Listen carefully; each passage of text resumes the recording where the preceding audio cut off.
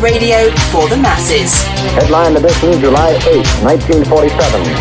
The Army Air Forces has announced that a flying disc has been found and is now in the possession of the Army. If the game is rigged, change the game. Game changer. I occasionally think how quickly our differences worldwide would vanish if we were facing an alien threat from outside this world. This is Fade to Black with your host, Jimmy Church, on the Game Changer Radio Network and KGRA, the Global Radio Alliance. I need your help to get to the year 1985. You're listening to Fade to Black with Jimmy Church on the Game Changer Network.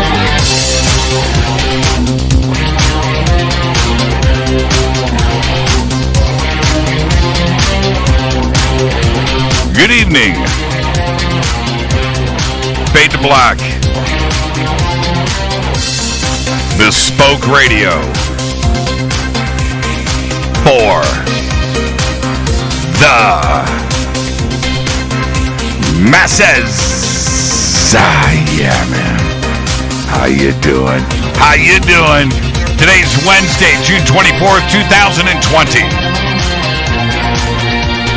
176 days into the new year, only 190 days left. We are live from a bunker somewhere in the middle of beautiful downtown Burbank, California, and I would like to welcome everybody listening all around the world, all across the United States. Hither and thither, to and fro, back and forth, up and down, east and west, north and south, far and near. This is Fade to Black for KJCR, the Game Changer Network, and KGRA, the planet. I'm your host, Jimmy Church. What is cracking, everybody? How you doing? How you doing? How you doing? All right. Tonight, right here, on this very program, RIZ VIRK. RIZ VIRK is here. We're going to be talking about artificial intelligence tonight. The good, the bad, and the ugly. Greg Hausch had a real family emergency right before showtime tonight. That's right before showtime. So our thoughts and concerns and everything like that we need to say right now go out to Greg. And but in a situation like that, who do you call? You call the smartest man in all of computerdom. That's what you do. You call MIT's RIZ VIRK. Yep. And he actually picked up the phone. RIZ VIRK. And so we got to thank Riz. You know, he's a great friend of the show, and to have somebody like Riz involved with Fade to Black at a lot of different levels over the years, it's an honor and a privilege. And I want to thank Riz for stepping in, which is not only going to make sure that this is a dynamic show covering artificial intelligence, but making sure that Fade to Black only has the very best, the very brightest on this show. So thank you, Riz. Greg, I will talk to you in a couple of days, brother. I'm not sure if you're listening right now, but there you go. All right. Here we go. Follow me on Twitter at JChurchRadio. At JChurchRadio. That's what you do. You start off your social media connection to me and this program with Twitter at JChurchRadio. All right, hashtag F2B is the sandbox. That is Twitter.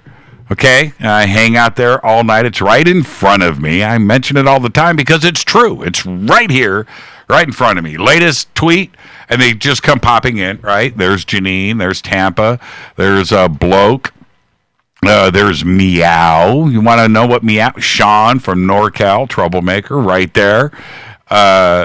Juru, is that Juru? That must be Julie in Russia. Oh, Judy.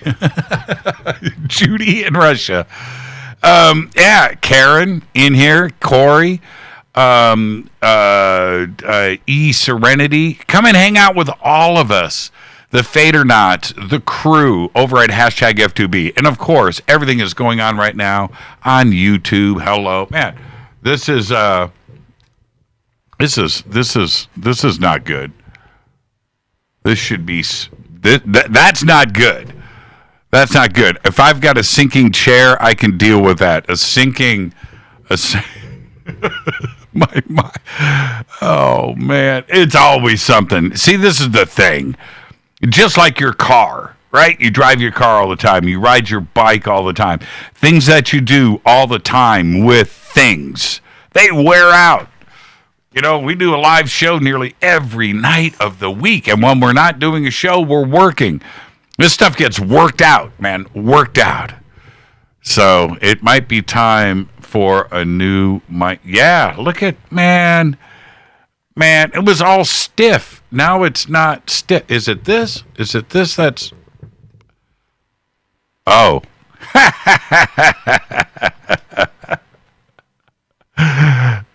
Never mind. See, you guys just saw that on the bunker cam. Never mind. Email is jimmy@jimmychurchradio.com. Hashtag F2BQ is Fade to Black Questions. Hello to everybody on Facebook. Hello to everybody on the Twitter feed. Hello to everybody at YouTube. Of course, Talk Stream Live. All right. Tune in. Spreaker. All right, let's get going. We've got a great show in front of us tonight. I want you to get your immune system boosted. Visit getthetea.com. Promo code FADER, F-A-D-E-R. You will get free shipping on all orders over $50. Then there is forbiddenknowledge.tv, Billy Carson's new internet TV network.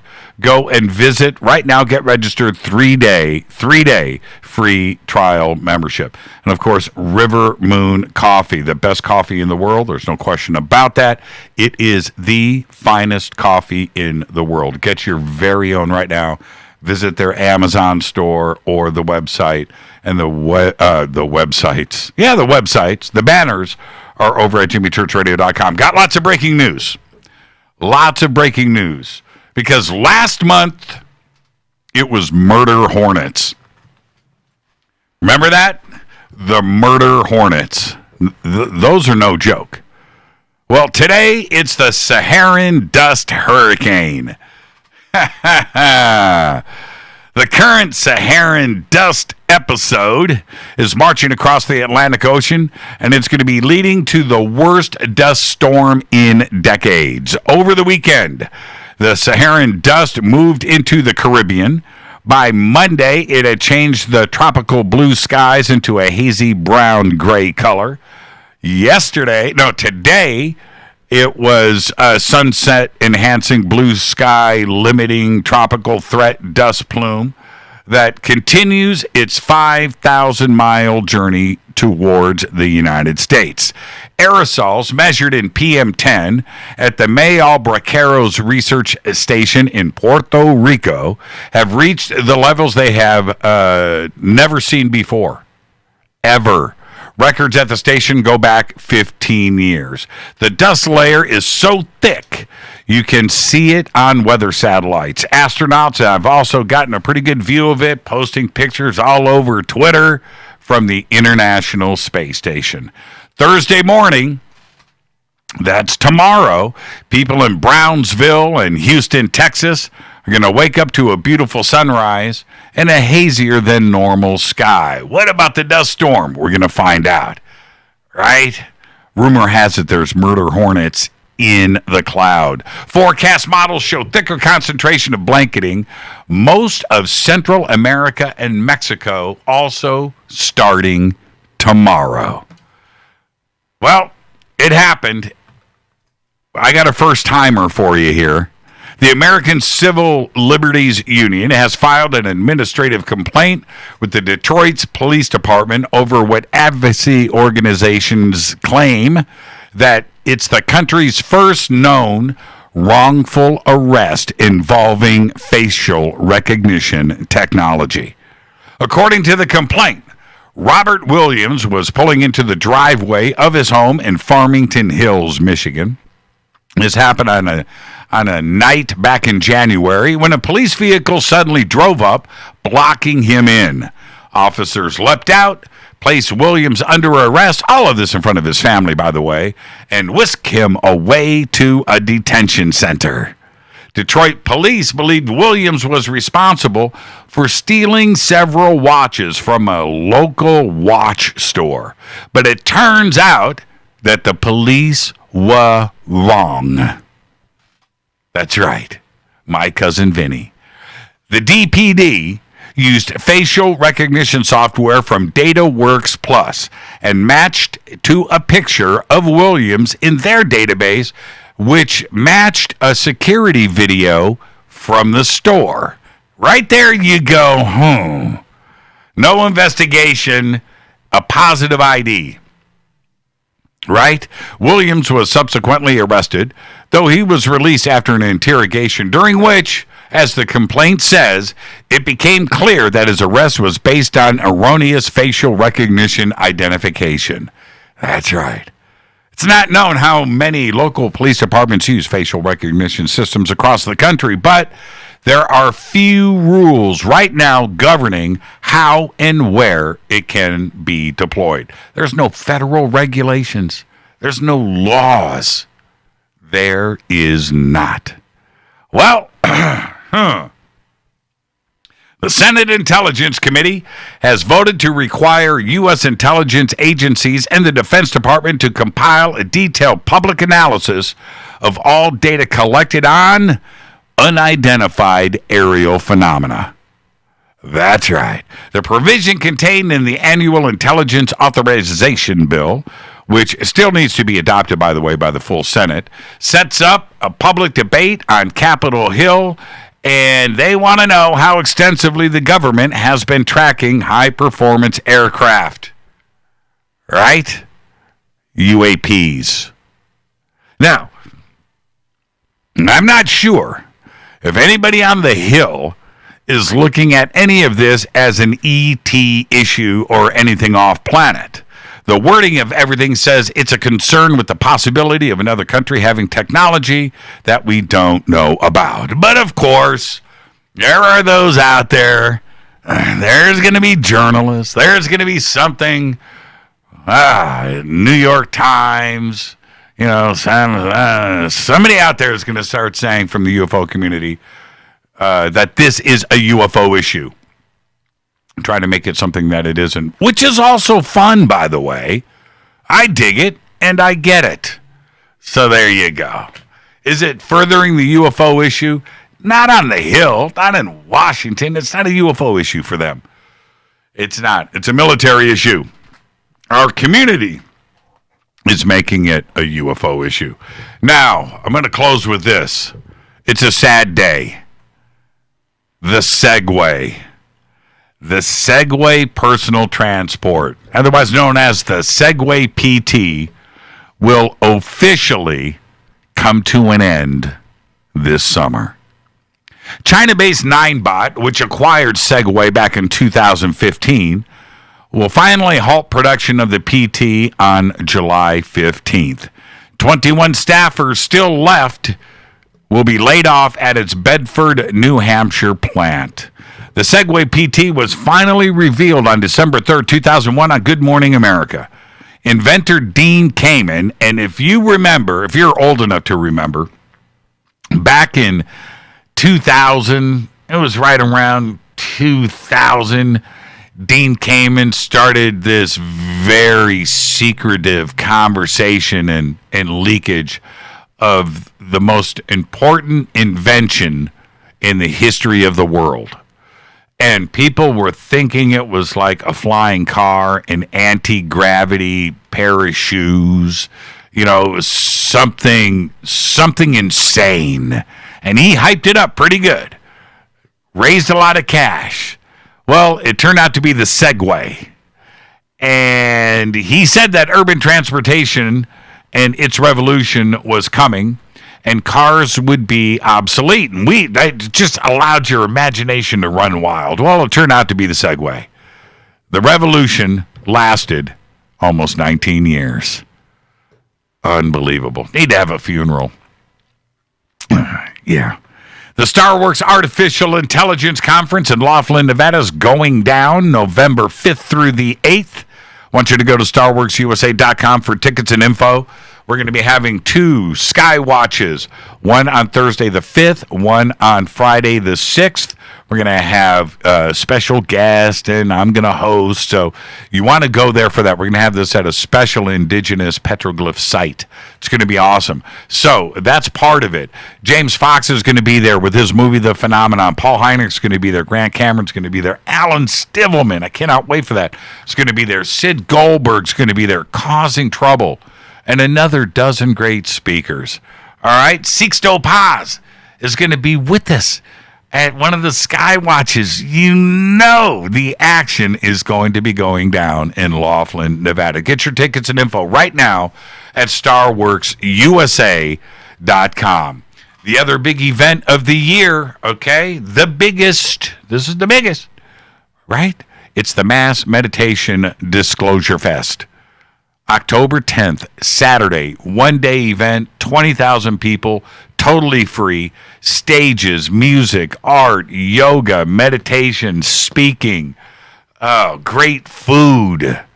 Lots of sage burning. You're going to want to come and hang out. Man, bring the family. It's absolutely amazing at the historic Los Angeles Park in downtown Los Angeles. Please go visit disclosurefest.org for all of your information. And you can also donate to all of the initiatives that are part of Disclosure Fest. Let's get the show cracking. Happy birthday to today. Jeff Beck is 76. Best guitar player in the world. That's right. Jeff Beck. Today, 76 years old. Mick Fleetwood, still doing it. Mick Fleetwood today is 73. I believe he's in the Guinness Book of World Records as the world's tallest drummer that's ever been in Fleetwood Mac. I believe that's a fact. Rammstein guitarist Richard Kruspe, today, 53 years old. Unbelievable. Man, great guitar player. Good guy, too.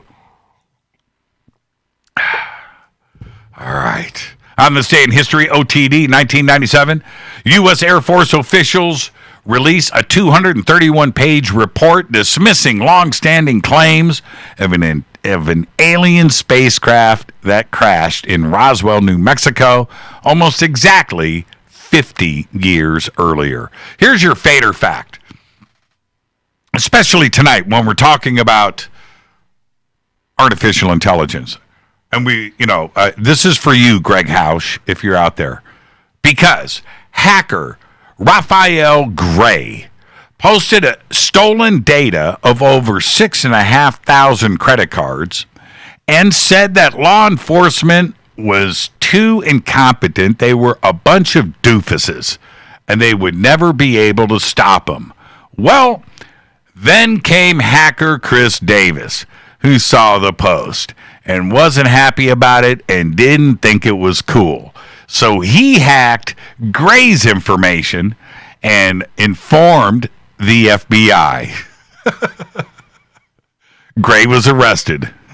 And that is your fader fact. Tonight, very special guest, RIZ VIRK is here. We're talking about artificial intelligence tonight. The good, the bad, and the ugly. Riz is one of the smartest people that I know. This conversation is going to go in a lot of different directions. I look forward to it. RIZ VIRK will be with us at the bottom of the hour. Tomorrow night is Fader Night with open lines all night long. Now, let me hit this River Moon coffee.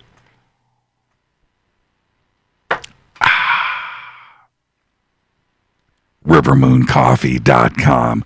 Tonight we're going to be talking about artificial intelligence with RIZ VIRK. And we're probably going to go pretty deep at times with the technical sides of it. And we'll, of course, talk about consciousness and AI. But there are a couple of things that we probably won't get into the conversation. So we'll want to make sure that it gets discussed. And one of those things I used to do this a lot with guests in the past. was this. I would ask him, hey, if you could upload yourself onto a hard drive and live in the world of Tron, would you do it? Right? You've heard me ask that question probably 100 times. Now, on the surface, this is an honest question, and I'm certainly not the first to ask someone this. It happens all the time, and I hear it often in different discussions and interviews, and it's a subject with a lot of engineers and scientists. I, of course, have thought about it a lot over the years. Now, I've watched the original version of Tron countless times. I can't even tell you how many times I've watched it this year. I even got the video game back in the day, not the old one, like the second generation version, came out around 2000, and it was an excellent game, and I played the crap out of it. It was awesome. I really dreamed about living as a program. Now, the more research that I did, the Tron fantasy is kind of faded away.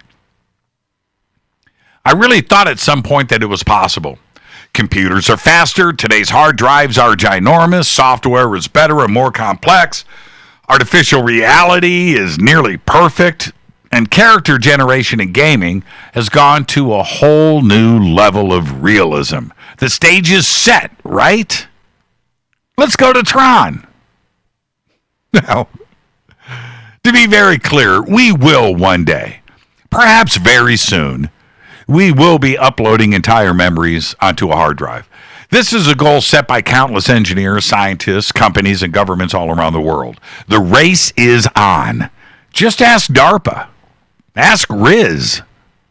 But there are two fundamental points that often get overlooked when this research is discussed. And first, if the entire content of an individual's brain is uploaded onto a drive, what happens to consciousness? Your soul. Will this be carried forward? Does that transfer, right? Does that come out the plug in the back of your head? Does that make it to the hard drive? Right? Right now, of course, we don't know. I'm sure that DARPA, Elon Musk, and others have gotten pretty far with a workable interface, but their results and current state of research are tightly held secrets. The second point, one that nobody talks about because it's totally a buzzkill, is that even if you could or would upload your mind to a drive and everything was successful, including your soul, you would never share the experience. You would be sitting there in your chair with the interface plugged in on the back of your head, and at the instant the upload is complete, right? The meter fills out, done, upload complete. The new you is off to the races. Alone. You would not be walking around in the world of Tron. It's someone else. Trying to solve this issue gets very complex. The first thing to consider is that maybe your consciousness transfers. Maybe you could be in two places at once, right? Your soul is duplicated, upload complete, all good. Okay, well, how do you share the five senses? What about sight, smell, touch, hearing, and taste? How would that work? How would it work? How would you share it? Right? It wouldn't work. How could your brain see with your eyes two different things at the same time? How would that happen? And the second thing is, and this is even a further stretch, but the old you sitting in the chair would have to go. I mean, really go, as in dead, like Momo. Logic says that there can't actually be two of you. So the old you is now growing cold, right? Did you magically appear in the world of Tron? Probably not. You roll the dice. Oops. Yeah. And if you think about it and take all of these concepts even one step further, the same issues come up with teleportation. Again, not to be a total buzzkill here, but if you copy yourself and transfer that data to Mars, that ain't you on Mars. That's someone else. Can't be in two places at the same time. Now, portals, stargates, bending space, wormholes, those are totally different ideas. And with each one, it's you and only you making the trip, not an upload. So if you think about it, we still got that going for us. Yeah, it's pretty good. Now, will AI have consciousness? How will it have consciousness? Does it have to have consciousness? All of these questions will be discussed tonight, right here in our own little version of Tron. That's right, because our guest tonight is RIZ VIRK. We are discussing artificial intelligence, the good, the bad, and the ugly. Tomorrow night is another Fader night with open lines all night long. Here we go. I am your host, Jimmy Church, on the Game Changer Network and KGRA The Planet. You can follow me right now on Twitter at JChurchRadio. Email is jimmy@jimmychurchradio.com. You can follow Riz on Twitter. It's Riz Cambridge, by the way. Yeah, follow. No, Riz Stanford. I can't believe I just said Riz Cambridge. That's an inside joke. I'll be right back with RIZ VIRK after this short break. Stay with us.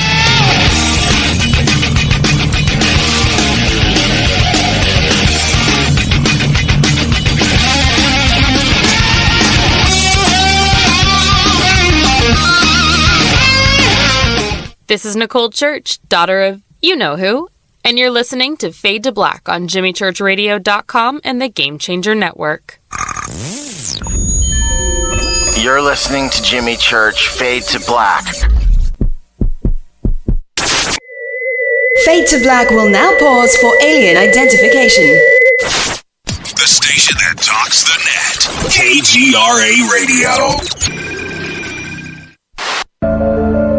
When you take the beans from Central America with dashes of Indonesian and African mixed in and then roast it to the dark side of Fade to Black, you create the ultimate brew of fringe. Introducing the Fade to Black blend from Rivermoon Coffee. Yes, Rivermoon's darkest customized roast was created for the love of Fade to Black. The alchemy of masterful roasting and smoking the beans is in every sip of this full-bodied, dark Java. I need my coffee dark, deep, with distinct bittersweet chocolate highlights, just like the bunker. Leaning further into the darkness of the roast is Fade to Black blend from Rivermoon Coffee. Just click on the banner at jimmychurchradio.com and use the promo code F2BBLEND for 15% off of your order today. Go Beckley Teppy. This is Jimmy Church of Fade to Black, and you can get our podcast for just $2 per month. All you have to do is click on the podcast banner over at jimmychurchradio.com. Hi, folks. It's troubling times, and fear is pushing emotions, which in turn pushes health the wrong direction. Do you ever get an ache because life is uneasy? Try Life Change Tea at getthetea.com. Life Change Tea works on your digestive tract, helping to move food through quicker and comfortably so your health is spot on. Life Change Tea may not help with world issues, but it will help with your digestive issues. A glass a day helps keep the intruders away. So, change your life today. Log on to getthetea.com. That's getthetea.com. If your health game is off, get on by ordering Life Change Tea. Getthetea.com. And while you're on our site, look around at the great non-GMO organic supplements. And if you're a sales shopper, go to our specials page and see what's for you. I've been drinking the tea for 12 years and I'm sure glad for its health benefits. Again, that's getthetea.com. Getthetea.com. The tea that makes you go. 9 out of 10 geneticists agree.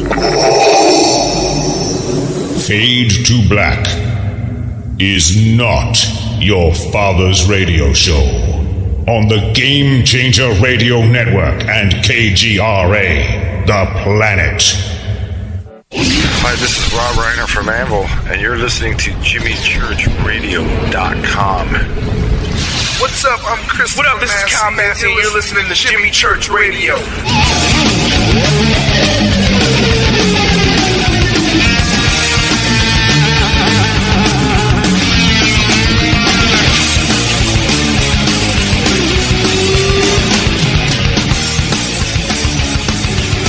Welcome back, Fade to Black. I'm your host, Jimmy Church. Tonight, RIZ VIRK is joining us. And before we jump into it, I just got to say thank you to Riz for stepping in literally minutes before showtime tonight to fill the very big shoes of Greg Hausch. And Greg is going right now, oh man, it's RIZ VIRK. Jimmy upstaged me. Well, you got to. In an emergency like this, who are you going to call? Well, RIZ VIRK picked up the phone. RIZ VIRK, successful entrepreneur, angel investor, best-selling author, video game industry pioneer, and an independent film producer. Riz currently runs Bayview Labs and Play Labs at MIT, a startup accelerator held on campus at the Massachusetts Institute of Technology.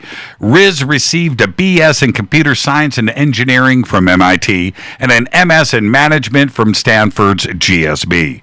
Riz is a Silicon Valley angel investor, and his startups include Tapfish, Bingo Run, Penny Dreadful, Demon Monday. I'm not even sure. I've never played that. Grim, Cards of Fate, Tapjoy, Telltale Games, Discord, Funzio, Pocket Gems, Moon Express, and many others. Rumor has it he's an ace at Pac-Man.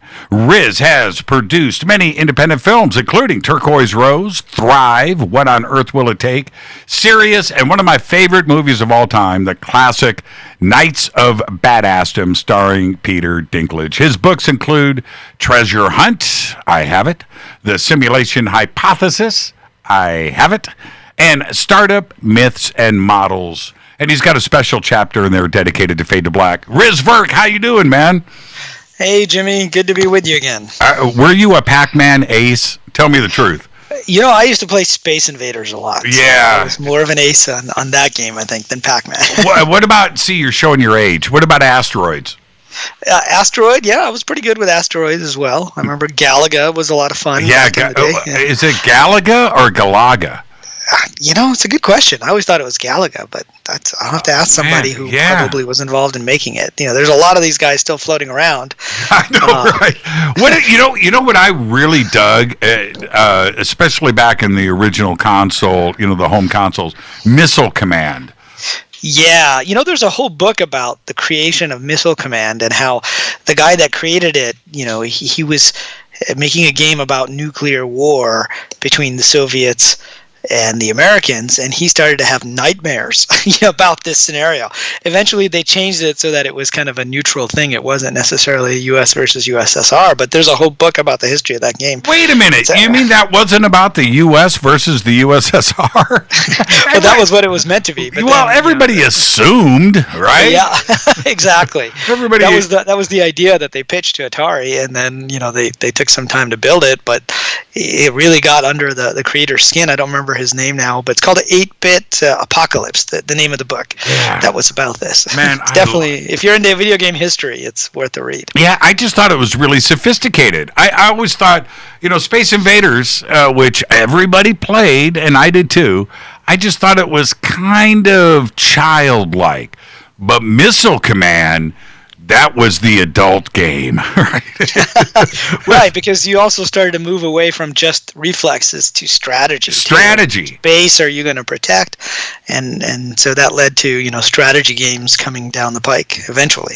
Yeah, and the gaming industry, and this is what we're going to be talking about artificial intelligence tonight. And one of the things that gets overlooked. Now, I talked to Isaac Arthur about this a lot because he's into game development, these very sophisticated sci-fi games, and also writing, and you know he's a physicist. It's a great combination of things for him because he is able to look at the universe, but he collaborates with very, very intelligent people in the gaming industry that come from sci-fi. and they have these science backgrounds. All of this applied into the gaming world to create layers and realistic environments for you to game in. But the individual character development, and the things that are running around in the background, and these autonomous, that is artificial intelligence. I don't care what anybody says about the development of the gaming industry is on par and on pace with the development of anything else computer related on this planet. It's very sophisticated, isn't it? Yeah, it's very true, and not a lot of people realize this, but the history of computers is very much the history of video games, right? When you think about the ways that we've optimized, there's Moore's law about how processors double in speed every 18 months, but if you look at why do they need to double, why do we need faster processing? Historically, it's been so we can process more graphics. And what's been driving graphics? It's been video games. If you look at the first real AI of any type that was implemented, it was a chess-playing computer from Professor Claude Shannon, who was at MIT and Bell Labs, back in the 1950s. And if you think about how AI is implemented today, I mean, there's simple stuff that was around a while ago, like chatbots are around today. They came from sort of ELIZA, which is like a gaming type of interface. But if you look at how AI is implemented today, it's mostly using GPUs, right? The company NVIDIA is the biggest provider of GPUs. And what does GPU stand for? Graphics processing units. And why do you need graphics processing units? It's for gaming. That's really why they were developed in the first place. So, and gaming is so resource intensive that it really kind of gets the hardware to do its paces. So you end up, like the iPhone, for example. Nobody realized that, like Apple didn't know that gaming was going to be its most popular application in the first 10 years of the iPhone. And so they had to keep upgrading the CPU. So more and more, you see that gaming is related to pretty much any aspect of technology that's developed over the last, 30, 40, 50 years. Now, the amount of money, let's talk dollars and cents here as we start to unroll this conversation tonight. The amount of money that the gaming industry generates is not only is it big, but most people don't have a concept of it. Gamers do, right? When you look at Twitch and you look at the staying in front of technology, things like Zoom and Skype. These are concepts, online gaming and partnering, headsets, microphones, communication, two-way communication, networking. This all developed out of the gaming industry and how things drive forward based on around games. And the money is huge. A successful game dwarfs a Hollywood movie. Right? Yeah, if you look at the total revenue of the gaming industry, the video game industry, it's over $100 billion a year. And so that is more than the Hollywood box office in a given year. That's crazy. And the part of the reason why it's gotten so big is, it used to be just people with consoles were playing video games. But, with the introduction of mobile games and smartphones, pretty much everybody plays games. So you have millions and hundreds of millions of casual players who are playing like Candy Crush and games like that. You've got Fortnite, right? If some of your listeners haven't played Fortnite, your kids probably have, right? It's one of the most popular games on the planet. There's Minecraft. And you're right that there's so much of this technology. Like, you may have heard of Discord, which is a really well-known chat app and voice communication, and it's used in cryptocurrency. It's used in a lot of places, but not many people know Discord actually started as a video game company. They had a what's called a MOBA game, kind of like League of Legends for mobile. It didn't quite work out, but they had built this kind of cool chat app, and they said they released it as a separate app, and now it's one of the most downloaded apps of all time. Same with Slack. Many people who are listening probably use Slack for work, but it turns out Slack was also a game company, and the game didn't quite work out, but they had built some interesting communication tools, and they released it. So those are like two recent examples of things that have come out of the video game industry. But with esports now, I mean, if you're under 30, you're probably more likely to pay attention to esports, competitive video games, than you are to the NFL. Right? The average age of the NFL viewer is like 55 or something like that. Yeah, I watched. I don't know if it was. I can't remember if it was Fortnite or what the competition was here at Staples Center.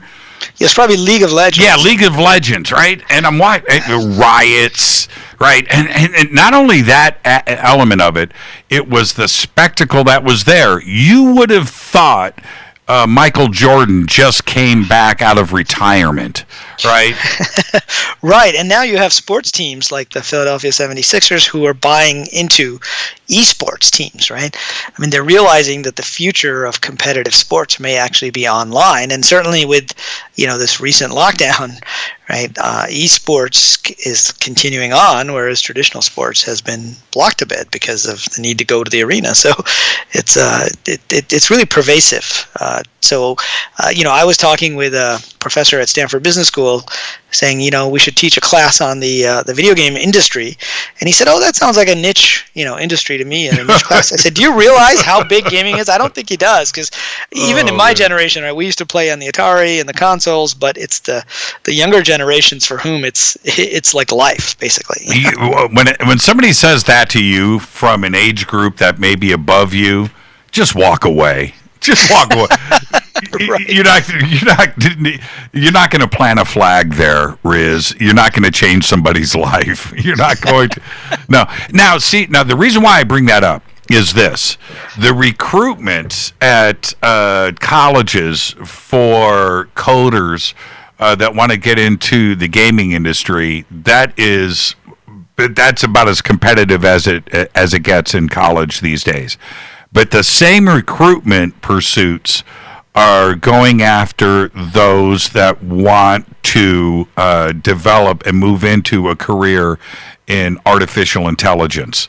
The amount of money that is spent globally on artificial intelligence for that race is again completely daunting, and most people don't know what is going on behind the scenes.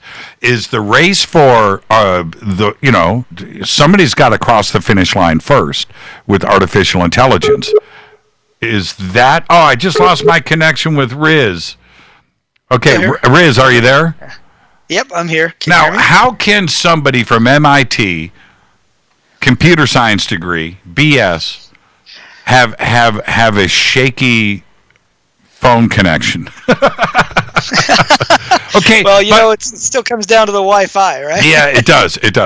But the race that is on right now globally between engineers, scientists, corporations, companies, universities, state actors around the world, the goal right now isn't to have the best game, right? It's the winner for artificial intelligence. That's where the game is played today, right? Yeah, I mean, that is the biggest kind of segment where the most money is going in terms of investment. And that's true here in Silicon Valley, right? If you look at different startups, I mean, there are funds that have been formed just for investing in AI. There are startup accelerators. And it's because there are so many different potential applications of AI. I mean, you talked about the facial recognition, right, with deep fakes, and I just tweeted a picture of using deep fake technology to turn you, Jimmy, into a female to see what you might look like. Just as an example, you've probably seen the ones of William Shatner out there, right, that show him when he was Captain Kirk as a female. And so, the technology is getting better and better to be able to do that. But there's so many different applications that AI is very broad. It's kind of like saying the web, back in the 90s, right? Originally, that was like one market, and then it broke off so that everything was related to the internet and the web. It just mattered, what kind of business were you in on the web? Were you e-commerce? Were you an existing business that was getting on the web? Were you a development tool? Are you content? Are you a social network? There's so many different aspects of it. Now, what's revealing is that at MIT, if you went back 50 years, there was just the Department of Electrical Engineering, right? And then when I was there in the 90s as an undergraduate, by then we had electrical engineering and computer science. And they were both part of the Department of Engineering, which was one of or School of Engineering. There were 4 schools, right? Liberal arts, business school, etc. And just, I think last year or the year before, they created a new school. Now that's a big deal. That doesn't happen very often. And this school was the School for Computing. And one of the big reasons they did this was because AI was going to impact pretty much every single industry out there. And so they needed an entire school with lots of departments, right? Before, computer science was a department within the School of Engineering. Now it's a whole new school on how AI is going to be basically make an impact on all these different industries. So that gives you a sense of kind of how important people are viewing it in the technology world. Now, okay. There are some fundamental questions that we've got to get out of the way. And without, having an entire conversation on Ray Kurzweil, right? And we have an immense amount of fear porn going on out there. And there are others out there that absolutely say we have nothing to worry about. Okay, so we have the two extremes. It's going to play out somewhere in the middle, I am sure. But as far as a time scale, and we've got to get to definitions too, because we have artificial intelligence, then we have AGI, swimming around with both of those, we have machine learning, right? Okay, as far as artificial intelligence goes, a fully independent, thinking, conscious computing system, how many years out are we? Is this next week? Or is this 2050? Well, there's a lot of different estimates out there for how long it's going to take to develop AGI. And, the Turing test, which we've talked about before on this show, which was put out by Alan Turing, and he called it the imitation game, where he said if behind curtain one you have a computer, and he was thinking in terms of hardware. Today we know AI is more software, but back then they thought of it as hardware, and behind curtain 2 is a person, and you're just sending messages back and forth. If you could not tell the difference between the computer and the human, then you would say that computer passes the imitation game, or today we call it passing the Turing test. Now we're not there yet in terms of fully interactive conversations, but a couple of years ago, Google, or actually just last year, Google had this thing where they I forget what it's called, Google Duplex, I think, where they can make phone calls to book you an appointment in, say, a hair salon. And it was generating a voice, and it was so close to human that the people in the hair salons couldn't tell the difference. So Google had to add a little thing saying this is an automated call, right? Because it would insert little things like and into the conversation. And so, we're getting close to being able to pass the Turing test for some things. But of course, that's a phone call in a limited scenario or a specific use case. And of course, you've probably heard that, AI has beat the world's best chess players. More recently, they were able to beat some of professional Go players in the world. And turns out this was a lot harder. Now, the way people used to think of AI, I mentioned Claude Shannon, and he wrote a paper back in the 50s, who's sort of the father of information theory. And he said, if you think of different ways that AI applies to games, it actually gives you a good model for how AI applies to the world. And in the first instance, the AI would just take the rules of chess and just be able to follow the rules. In the second instance, it would go forward at such speeds and project forward all the possible scenarios and choose the best one. So that's still kind of an old school paradigm of AI, which is rule-based. And the first wave of AI came in the 80s and 90s. It was called expert systems, and it was all rule-based. And then someone came up with the bright idea of neural networks. And so Claude Shannon back in the 50s said eventually you could have an AI that could play video games without needing to learn the rules, right? And the idea was it would just play the game, and as it played the game, it would learn the rules. Now, he didn't know about neural networks back then, but between neural networks and deep learning, machine learning algorithms today, that's what happened with this program. I think it was AlphaGo was the program. Yeah, AlphaGo, yeah. Yeah, and so it would just play games, and it started off really bad, right? It would just play a game and lose. But every time it played a game, it would learn, and then it played itself, right? And this is where the exponential learning comes in, because obviously an AI can play itself many more times than a human can play a particular game. And eventually it learned the rules, so nobody had to program the rules. And so that's kind of the second wave of AI that we're in today, which is this idea of learning through examples, training sets. Even today's self-driving cars. I actually live in between Boston and Mountain View. When I'm in Mountain View, I live right down the road from Google. And, when I moved here in 2007, I started to see these weird cars with these weird cameras on. And turns out they were Google's early prototype for self-driving cars. And now it's fairly common to see them, all over.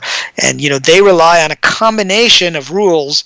I mean, the system has to know something about the rules of the road and learning from images, and it's taking all these pictures. And originally the camera used to spin around. Now they just have lenses that face every direction, so it doesn't have to spin, but they used to just literally spin around and take all these images, and that's how they would figure it out. And so I know I'm giving you a long-winded answer here, but so we're in that phase of AI right now, which is kind of the machine learning phase.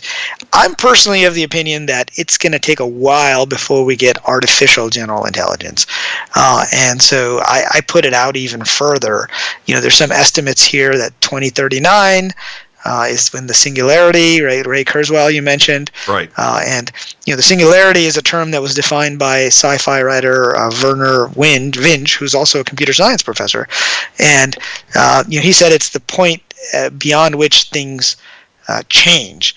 And there are different ways that could happen. One of the ways is you get exponential intelligence explosion, so that the computers become smarter than humans. And I think that's which leads to a lot of these doomsday scenarios that people are worried about. Kurzweil also talks about being able to upload your consciousness to silicon as an aspect of the singularity as well. And so I think he had said 2039. Personally, I think it's closer, to 2075. And the reason I think that is because I feel like this wave of AI and deep learning is going to go pretty far, much further than the previous wave did. In fact, the previous wave was kind of seen as a disappointment. This time, for very specific tasks, whether it's identifying people, or there's AI now that's been shown to be better at diagnosing cancer from looking at x-rays, or different diseases from looking at x-rays. In fact, when I was at MIT, last year, I think, or 2 years ago, there was a company that was basically training these different x-rays or CT scans. It was training the AI based upon this. And so right now, there's still a lot of training you have to do. You can't just say, turn on the AI and it's going to do whatever you want it to do, right? We don't have data yet where we can just say, talk to him and have him learn anything and have him read the history of whatever subject we want him to read. But I feel like there's still another breakthrough, and we haven't quite figured out what that breakthrough is. So I have a feeling this wave is going to play out over the next decade, and then there may be another decade or two before we get to that final phase. But in the overall scheme of things, it's not that far, right? If you think about it, whether it's 2050, 2075, 2100, it's within 150 years or 100 years, really, of the first computers, right? So that's actually happening pretty quickly on a cosmic timescale. Now, do you think, we've got about 2 minutes before the break, 3 minutes. Do you think that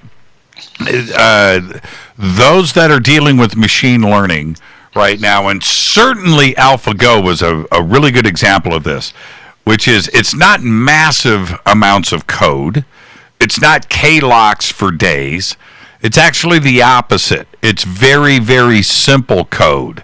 For that, just a fundamental set of instructions to go and learn anything. Just like with a baby just learns on its own, right? You can teach, but it's going to learn on its own. It's got a very fundamental subset when it's born, and you are able to teach it. And that the race is to the simple code, like with AlphaGo. It wasn't learning every possible move in Go, right? That's more stars in the universe than you have with possible moves on a Go board. So it was another approach that made AlphaGo work. Yeah, and in fact, it wasn't so much the code. So there was some code and some simple rules, but the way that deep learning works and the way that neural networks in general work is you have a set of nodes like neurons, and they have weights between them. And what happens is when you give it examples, what's actually changing is the value of the weights and the connections, right? If you think about it, Google became a better search engine than Yahoo and Excite and all these others because they focused on the links between websites. And so what we're really doing when we do machine learning is we're focusing in on the weights between the layers of neurons. And so there's a lot of, we won't have time to get into the details, but there's lots of different ways to do that. But it basically, as you say, this is a winning move, this is not a winning move. And if you do that, 100 times, 1,000 times, 10,000 times, 1,000,000 times, the machine starts to learn what the best outcomes are, and that gets put into the data. So depending on how many layers you have, you might not even have that many compared to like a brain, which might have, billions of neurons. Most of these neural networks don't have, anywhere near that number, right? You may have a dozen in a layer. Right. But it's the weights between them that really make the difference in learning, and that's the only thing that's changing while it's learning. Yeah, with AlphaGo, and I've watched the documentary a few times, there's a specific moment in the championship. This went down in South Korea, right? You've got, 30, 40 million people watching live, like the Super Bowl. I believe it was move 36, right? And it's AlphaGo's move. Plays this unorthodox move away from the action on the game, right? And makes this move. The kid, the world champion, retired. Right? It was a move later, but he realized right then, and it was a move that nobody would ever make. Ever, right? But AlphaGo did it. The machine was coming up with strategy on its own. Way ahead, and it was amazing. It was that move 36, and everybody, you should hear the commentators. Nobody understood it, but he's watching, he's in the middle of the game, and he goes back to where he was on the other part of the board, and he's looking at the computer's move, right? And you can just see what he's thinking. And he makes the move, computer makes another play, he throws it, it just caved. It was absolutely incredible to see that. Let's take our break right here, Riz. Our guest tonight, RIZ VIRK. I am your host, Jimmy Church. Tonight it is a full night, a full conversation of artificial intelligence. We're doing it all: the good, the bad, and the ugly. I'm your host, Jimmy Church. This is Fade to Black on the Game Changer Network and KGRA, the planet. You can follow me on Twitter at JChurchRadio. You can follow Riz at Riz Stanford right there on Twitter. I'll be right back. Stay with us.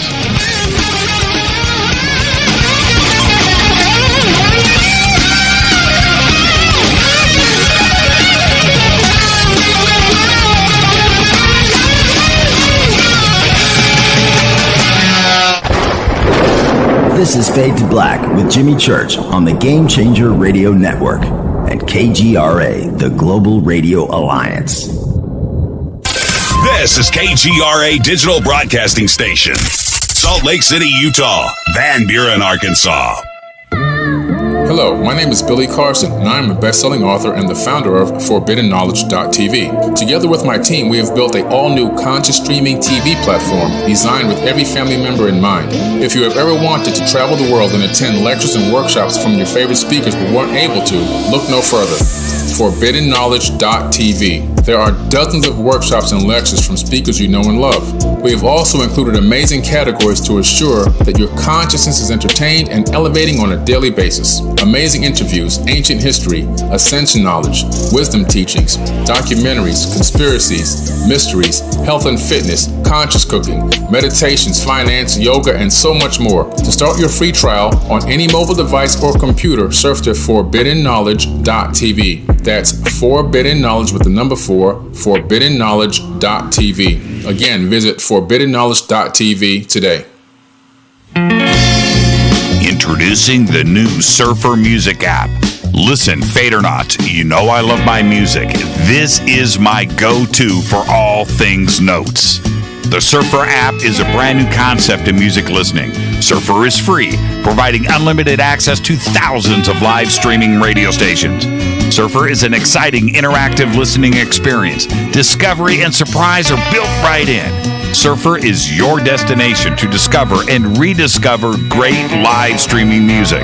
It features high-quality audio streams, free access to music from thousands of live streaming radio stations, unlimited listening, unlimited skipping. You get a music visualizer, and you can also select your favorite channels.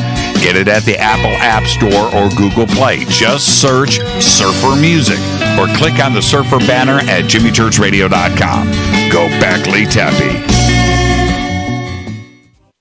Okay, nurse, let's get this man to the ER stat. Right away, doctor. We see this every day. Heart attack or angina pain due to blocked and clogged arteries. Chelation can remove obstructions or blockages from arteries and help avoid painful and expensive surgery. Now there's Angioprim. It's a liquid oral chelation product that you take with juice. You start to feel the results fast. Angioprim increases blood flow all over the body, and that means more energy and strength to take on the day with less aches and pains. 60 years of research has gone into chelation, and Angioprim is the result. A safe and easy way to unblock your veins and arteries from buildup that slow circulation. Paging Dr. Jones. Please report to the emergency room right away. Log on now to angioprim.com. That's ANGIOPRIM.com. Or to speak with a trained consultant. Give Angioprim a call at 954-882-7221. That's 954-882-7221.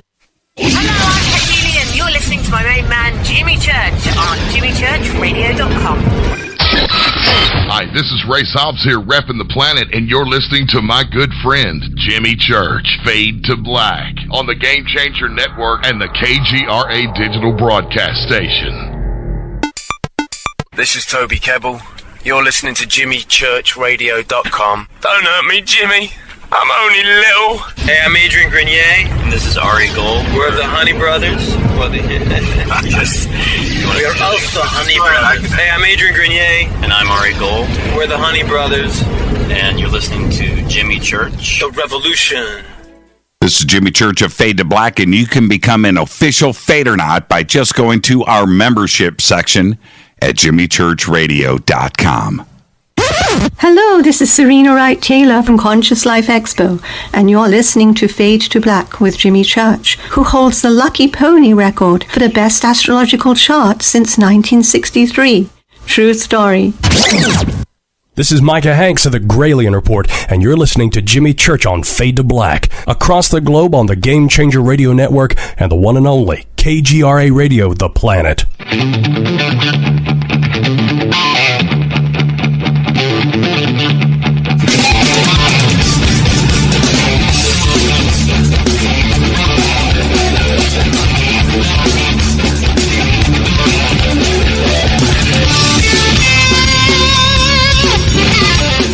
Welcome back, Fade to Black. I am your host, Jimmy Church. Tonight, RIZ VIRK. We are discussing artificial intelligence all night long. RIZ has 2 books out. First off, The Simulation Hypothesis, which Riz and I have covered a couple of times now on this program, is out, and his newest release is Startup Myths and Models. You can go to zenentrepreneur.com, and the links are over at jimmychurchradio.com. Now, Riz, this is what I find so interesting. I could have right now. You're on the show, right? You're here. Yep. We're discussing this. And Virtually we have, and we're not really here together, are we? Oh yeah, we are. It's AI, bro. It's AI. and you have your knowledge. You're an instructor. You're a guide, right? You're a mentor to so many different people, not only with computers but technology in general, right? So you know what's going on. And then I could bring on somebody like Sam Harris or Elon Musk, where they're just going to go, we're doomed, right? and they have their knowledge, right? And they're following I just read, what's the book that came out 3 or 4 years ago? Super Intelligence by Nick Bostrom. Yeah, Nick Bostrom. And now you go through that book, and most of it is pretty logical. He's a very smart guy. I don't mean it in a bad way, but it's stuff that makes a lot of sense. There's only a couple of pages in that book that are real doom and gloom, but people have grasped those few pages of that book to say that this is where we are headed, and a lot of people accept it now as gospel. Why this wide dichotomy of opinion of what AI means to the future of us?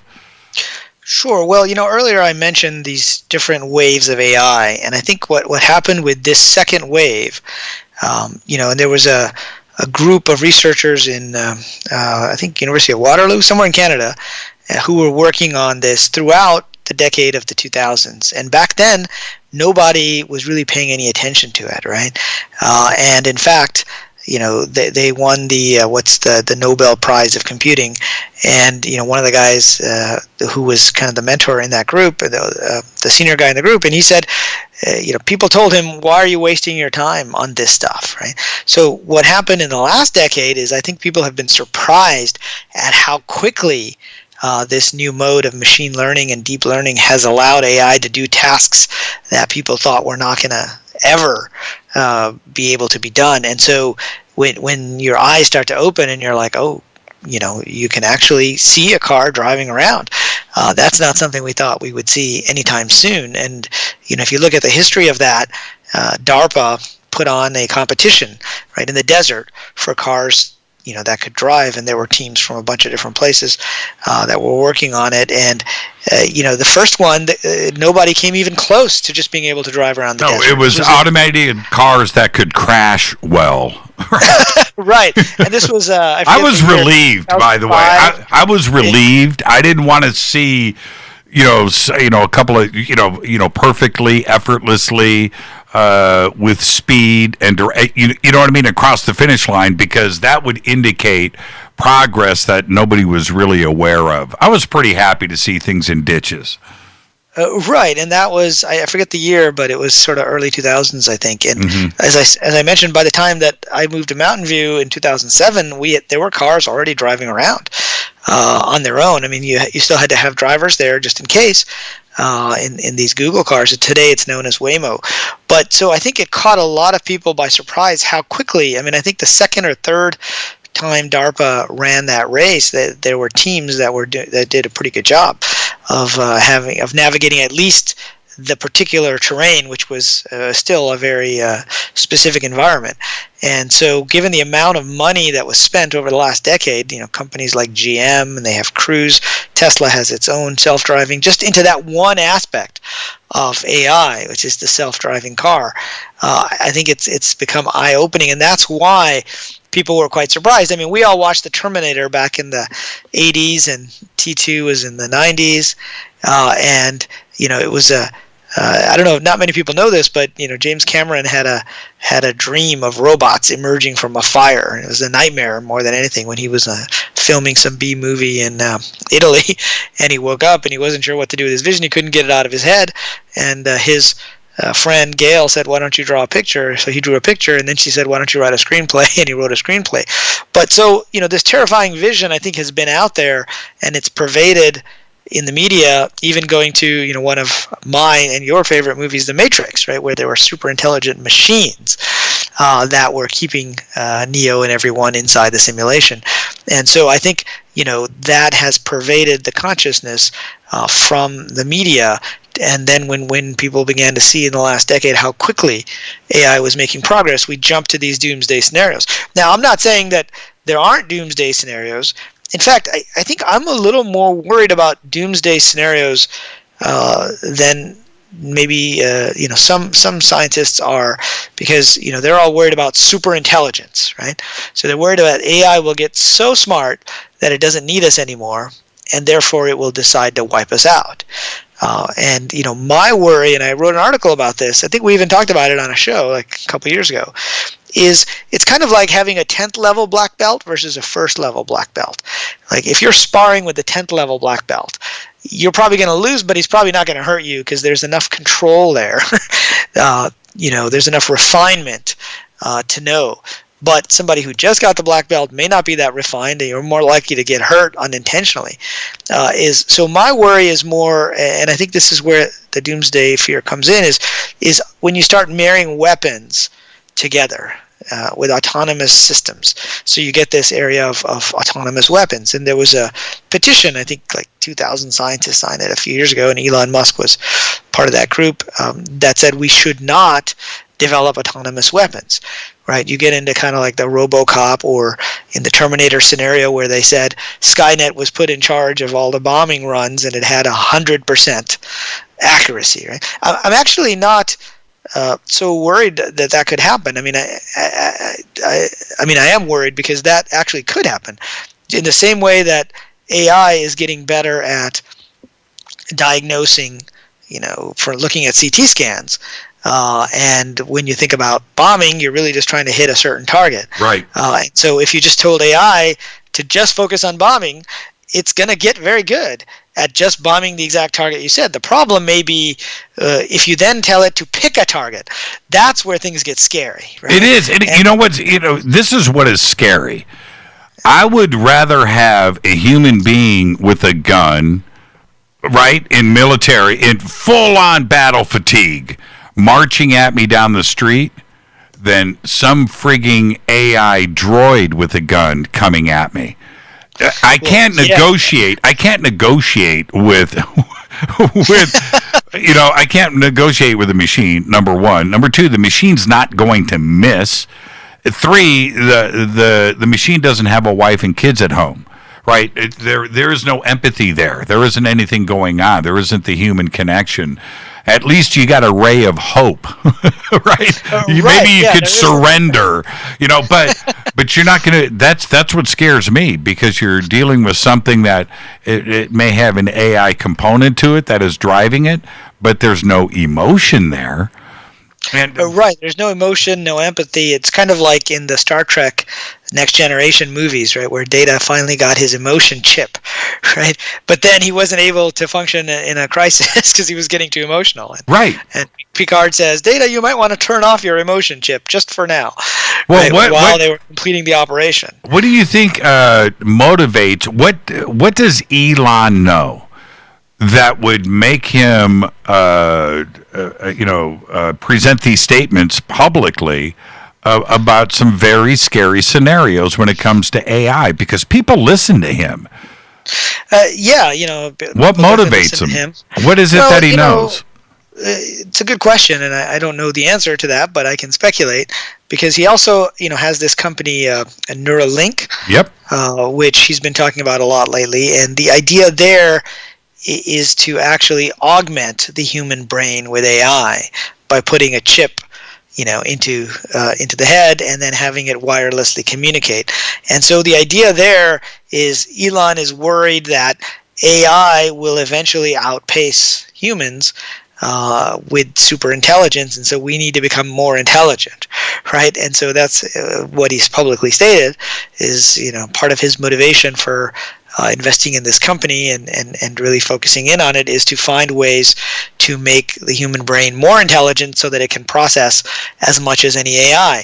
And I believe there's actually some, even though I'm not a big fan of putting a chip in your head, right? And our mutual friend Daniel Brinkley, had a lot of interesting prophecies about that scenario that would also qualify as doomsday scenarios. But there's been a debate within the AI community: is AI there to augment human intelligence, or is it there to replace human intelligence? Now, if you went back to the 80s, like early 80s, the Japanese were making progress with AI, and we were making progress here in the US, and people thought we were going to have AGI by the end of the 80s, right? So there's a long history of people being worried about AI becoming, as smart as the humans. But then I think what shifted is people realized that, well, it's not about whether they're as smart as humans, right? I mean, AI may be better at different kinds of things. And so if you focus it in and you augment what humans can do with AI, like it's really good at processing lots of information, but it's not so good at making, like we talked about, empathy, human level judgments. I mean, this is why with drones and, there's a history with the Defense Department. In fact, as I mentioned, DARPA put on that first competition for the autonomous vehicles in the desert. And why did they do that? Because they didn't want to send soldiers out to hazardous situations. They'd rather just send self-driving cars or tanks, really. So there is definitely a lot of interest. I mean, the first real robot in that could move around was a robot called Shaky, and that was at Stanford Research Institute back in the 1970s. It was even on Life magazine. I don't know if it was on the cover or it was just in the magazine itself. But it had trouble really navigating hallways and things on its own. But there were a lot of advances that came from that, including finding the shortest path algorithms, which then worked their way into when you go to Google Maps and you get directions, right? So a lot of those algorithms have worked their way into these. But there is a history in the Department of Defense, at least in the U.S., of wanting to be able to replace soldiers and not risk human lives. But of course, the flip side of that is if you're on the other side and the robots are coming at you, right? There's more of a chance that they're going to kill you just because that's what they're good at. So I think there's some judgment things that need to be done, and my worry is that they will get really good at these tasks, and once you hook them up to these tasks, to autonomous weapons, I'm not so worried about that they're going to be so intelligent, right? Because if they're so much more intelligent than us, they can probably make judgments about when they should kill or not kill. And super intelligent AI may not care about us, right? If you remember in the movie Her, right? Did you see that movie? I did. At the end, his AI girlfriend and all the other AIs decide to go somewhere. Where do they go? I mean, they don't really care. I mean, AI, you have to look at the values. And I think in that book, Superintelligence, there's another one by Max Tegmark called Life 3.0. They talk about what are the values that the AI has. And so this is actually really important. And I think what all these scientists are worried about is we haven't put enough thought into what are the values they're going to have. Like in Terminator, they want to kill and enslave the humans. But why? Right? If you really are just software, would you rather be here or not? Or would you rather just be in some virtual environment that has nothing to do with the physical world? You just need enough of the physical world that you can keep getting electricity. Of course, that leads to the Matrix doomsday scenario where the super intelligent machines are using the human brain for electricity. That's not an accepted scenario in any serious technology discussion, but it's kind of a fun one. But you would think some type of solar energy would be enough for the AI to kind of be happy in and of itself. So it's when you start having AI that's more physical and that has a sense of itself. I sometimes call this the Star Wars versus Star Trek view of AI, right? In Star Wars, which came out in 76, right?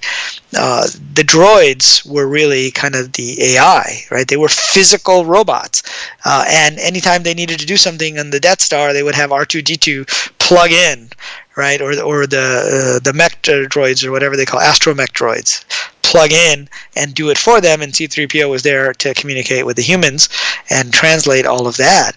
But if you look at Star Trek The Next Generation, they started talking to their computer, right? They used to say, computer, do this, do that. Right. So the AI was built into the ship itself, and Data was really the only example of a robot initially, at least within that series. But so there's an interesting debate around whether AI should be embodied and have a sense of itself in the physical world, or if it's really just algorithms that work on machines or inhabit, say, a ship. Like another kind of interesting scenario was HAL in 2001. Now this goes back to 1968 or 69 when it first came out, and it was aware of the ship, but it didn't have an independent existence outside of that ship. And so, I mean, I know I'm making a lot of science fiction references here, but I do think these are big issues that we haven't fully grappled with, and I don't think we have to worry about a doomsday scenario as long as we are not letting autonomous weapons run loose. But it's possible that if we go down that route, even if I think superintelligence isn't going to be here for a while, there's danger of a lot of lives being lost. Well, what Max Tegmark and Nick Bostrom and others, and those guys actually they paint a pretty dark picture. And I like Max, and he's a very even-handed. I like the way that he speaks, and I like the way that he writes. But they all point to one basic thing: the minute that AGI, not full-on AI craziness, but an artificial general intelligence scenario where the software is now rewriting its own code and making its own decisions. The nanosecond that is achieved, then every time that the computer cycles, it's now doing eons of days of computing instantly, where it's outpacing our own ability to do that same type of thinking and calculations. And that's what we need to be aware of. Do you have that same concern? Are you at that point where once it's self-correcting and writing its own code, that is what we need to be aware of? Well, yeah, that's part of it. Once it's able to modify itself, in general, there's a famous line from Terminator, on such and such a date, Skynet became self-aware. Right. And so this is an interesting question, and it's almost a metaphysical question, but it gets into the technology and into these doomsday scenarios. Is what does it mean, for it to be self-aware or for it to be aware of itself? There was an old test where if a dog looks in a mirror, does it realize it's looking at itself, or does it think it's looking at another dog? And so if a human is there and you touch your face and the guy in the mirror is touching your face, you realize, hopefully pretty soon, that is you, right? So you are self-aware. And so that's, I think, a key point in the development of AI, if it's embodied, right?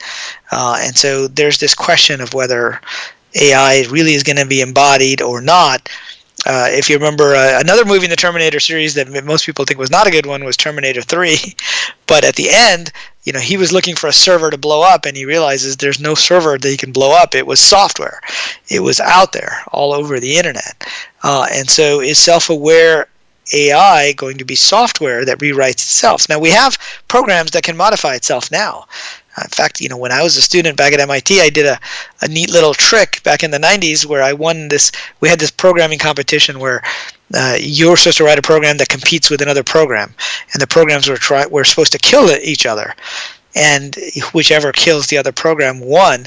And I was staying up one night trying to figure out how can I write a program that's going to win this competition. And about 3 o'clock in the morning, it dawned on me, I'll have this program modify itself and the other program. So it'll just kill both.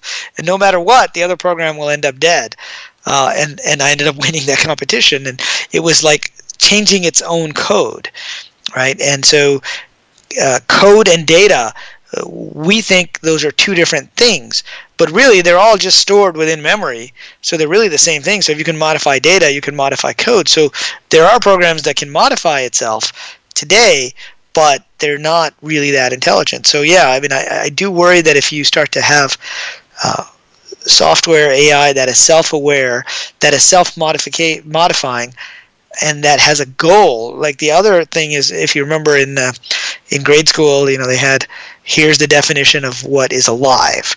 And one of the definitions is it wants to keep itself alive, survival, right? That was one of the criteria for something that is alive.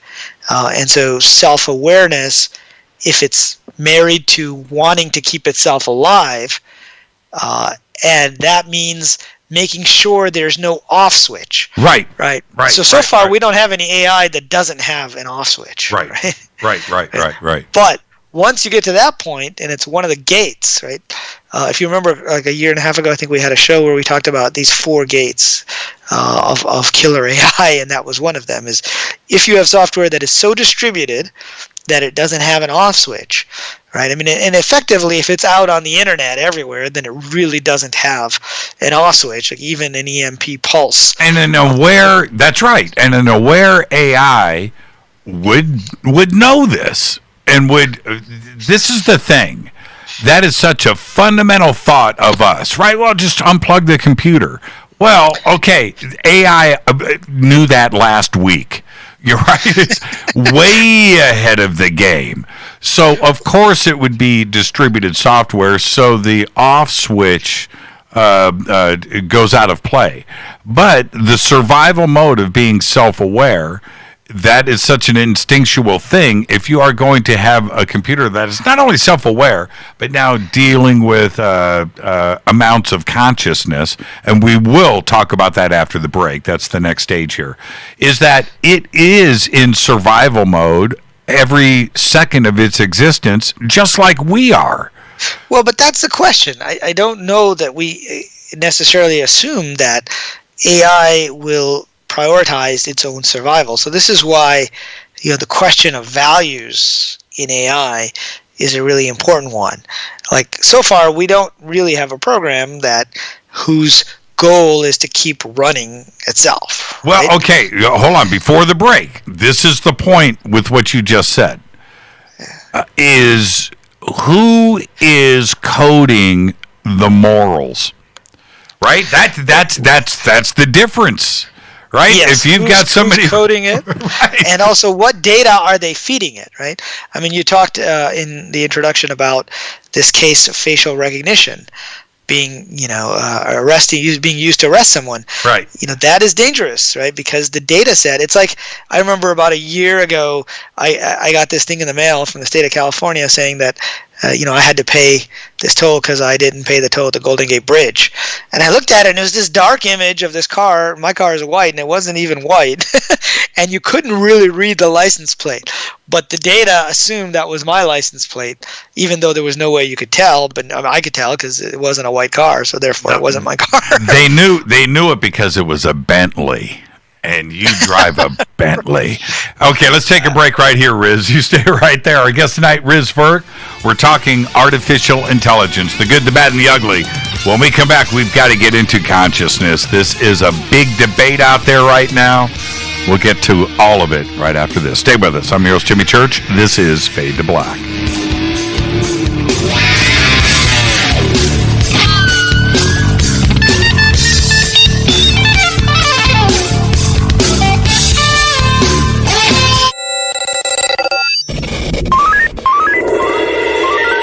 Way out here, we listen to Jimmy Church. You're listening to Fade to Black. Always on the edge of the hottest alternative talk. Jimmy Church with Fade to Black. KGRARadio.com. ¿Qué tal, mis amigos? Yo soy Mario Carson, el tiburón, y los invito para que escuchen a mi buen amigo Jimmy Church Radio. ¡Claro que sí!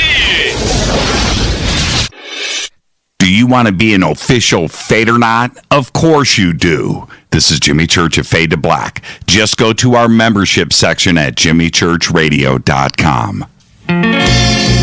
Introducing the new Surfer Music app. Listen, Fadernauts, you know I love my music. This is my go-to for all things notes. The Surfer app is a brand new concept in music listening. Surfer is free, providing unlimited access to thousands of live streaming radio stations. Surfer is an exciting, interactive listening experience. Discovery and surprise are built right in. Surfer is your destination to discover and rediscover great live streaming music. It features high-quality audio streams, free access to music from thousands of live streaming radio stations, unlimited listening, unlimited skipping. You get a music visualizer, and you can also select your favorite channels.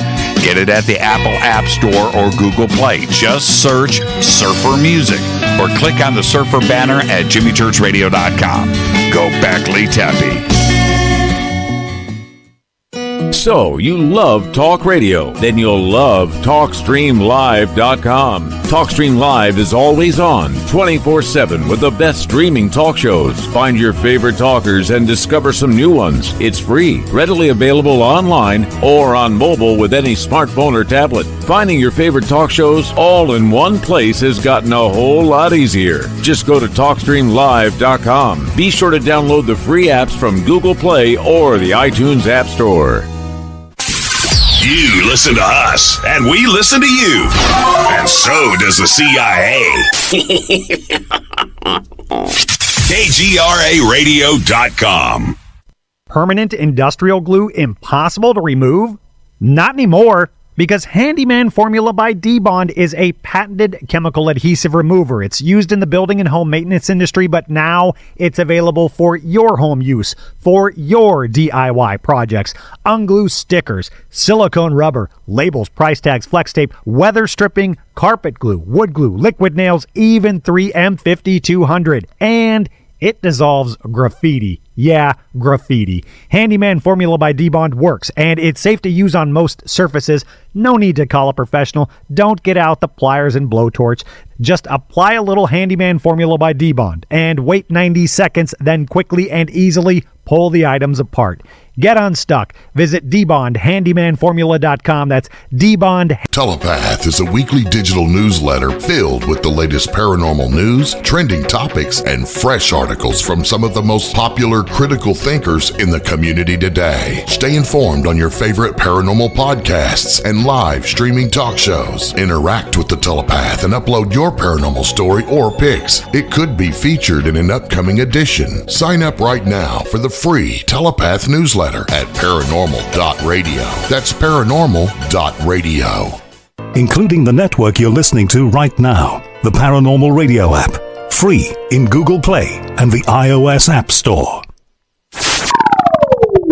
You are listening to Fade to Black with Jimmy Church on the Game Changer Network. Oi, oi, I'm Reese Evans. You're listening to Jimmy Church. This is Revolution. The revolution will not be televised. The revolution is on radio. Ciao.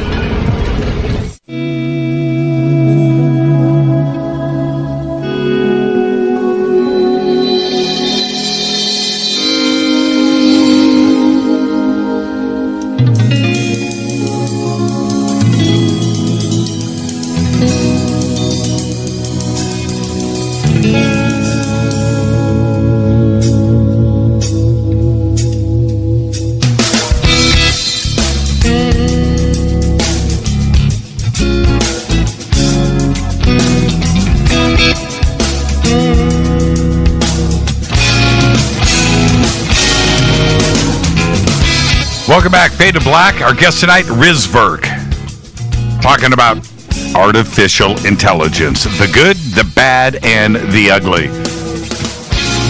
What a great conversation so far. And before we get back into it, Riz, Rita has an artificial intelligence program. It's this machine learning craziness that creates words that don't exist. That creates words that don't exist. Yes. And she posts them. You can't look them up in the dictionary, but you read them and you realize that there's almost like, okay, she just posted this one. Flaky mouth. Oh, I see. Okay. Right. Like combining other words. Well, some of them are completely made up, like this Crazia. Crazia, Crazia. It's really funny. It sounds like a real word. Well, there are AI programs that write stories now, news stories. Oh, right? they paint. They paint. Yes. But they're not perfect. I mean, you can still tell the difference. Like when you see text that's generated. There was a video game. You'll appreciate this. There was the old text adventure games. That like Zork in these games. Right. Someone put together, they took a text generation engine recently that uses AI, and they had it basically create a text adventure game, and so it just creates the rooms as you go. And at first you're like, wow, this is cool, but then after a little while you realize it's missing things, right? There's just things that are wrong in there. And so we're still a little ways off from having AI that can really produce intelligible text when you're interacting with it, right? So we're still away from the Turing test, I think. And when Alan Turing made that, he called it the imitation game, like I said earlier, but back then he used like telexes, right? Sending messages. Today we would say type the message or text message or use your voice. But yeah, it is pretty interesting how quickly this stuff has come about. Yeah, there is I can't remember the website. Somebody will post it up here on Twitter. They'll know. But there's a website out there that AI generates in real time, thrash metal, right? And so, and it's a 24-hour, 365-day a year constant stream, one song, continuous, and so anyway, you listen to it. It's guitars, bass, drums, keyboards, and done in thrash industrial metal style, and it's never ending. I've listened to it for 3-4 hours at a stretch, and there's only moments when you realize it's not human. There's only moments. The rest, I mean, it's pretty dang good, man. It's pretty good. I mean, we're making great strides, right? When you think about specific tasks, right? I mean, that AI was programmed for the specific task of generating music, and it's got a very limited set of notes and instruments that can be played. And so if I'm assuming, I don't know, I haven't been to the website, but I'm assuming they trained it, right, by having it listen to or in some other way feeding in data about different songs or music that we humans, whoever was feeding it in, thought was good thrash metal or whatever it happens to be. And so we're still at that stage where we have to train for specific tasks. But I think you mentioned this earlier too. And that's how babies learn, right? We learn specific tasks over time, and then we get better at them. So we're definitely starting to see things improve and go in that direction. With words, it's a little bit easier to tell. Not individual words, but when you have to string them together with meaning, that's when you realize that it's good at stringing together words, but it's not necessarily good at grasping the meaning. Maybe it's a good thing that language is so illogical sometimes, right? I mean, if you had to learn all the rules for a specific language, you can still tell, like when you translate an article, right, from one language to another. Like sometimes I'll see an article that I wrote, say about the simulation hypothesis, and I'll see a version of it that's in English, but it's not using the exact same words I used. And then I'll realize it was because somebody translated it into another language, and then some AI translated it back to English, right? So it's close to what I was saying. The words are close, but you miss the meanings many times. And something lost in translation, literally. So now getting into consciousness here, because this is actually part of what we're talking about right now, taking that next step. There are physicists out there that are speaking about consciousness, that every particle, it doesn't matter, a particle from the smallest to the small, the random, everything has got a little piece of consciousness there. It's when you accumulate a mass of particles together, like our brain, where consciousness is then grouped together in mass, and then it's created like we use it today. But that would mean and indicate that there is a certain amount of consciousness in your car, right? In things, right? It may be a small amount, but I think that if you yell at your car enough and are mean to it, one day it's just not going to start. And right. So when we're dealing with computers and a massive amount of data, of an uploaded mind and now this created AI engine that with all that stored data of bits and bytes, that there could be an unintentional massing of consciousness. And that you're not going to program it in. It's just going to be there because that's the way the universe works. Right. And so, I think there's a debate on what consciousness is, and nobody really understands it, even though many people think they do. And so, the materialist point of view is that consciousness is an emergent property of chemicals, right?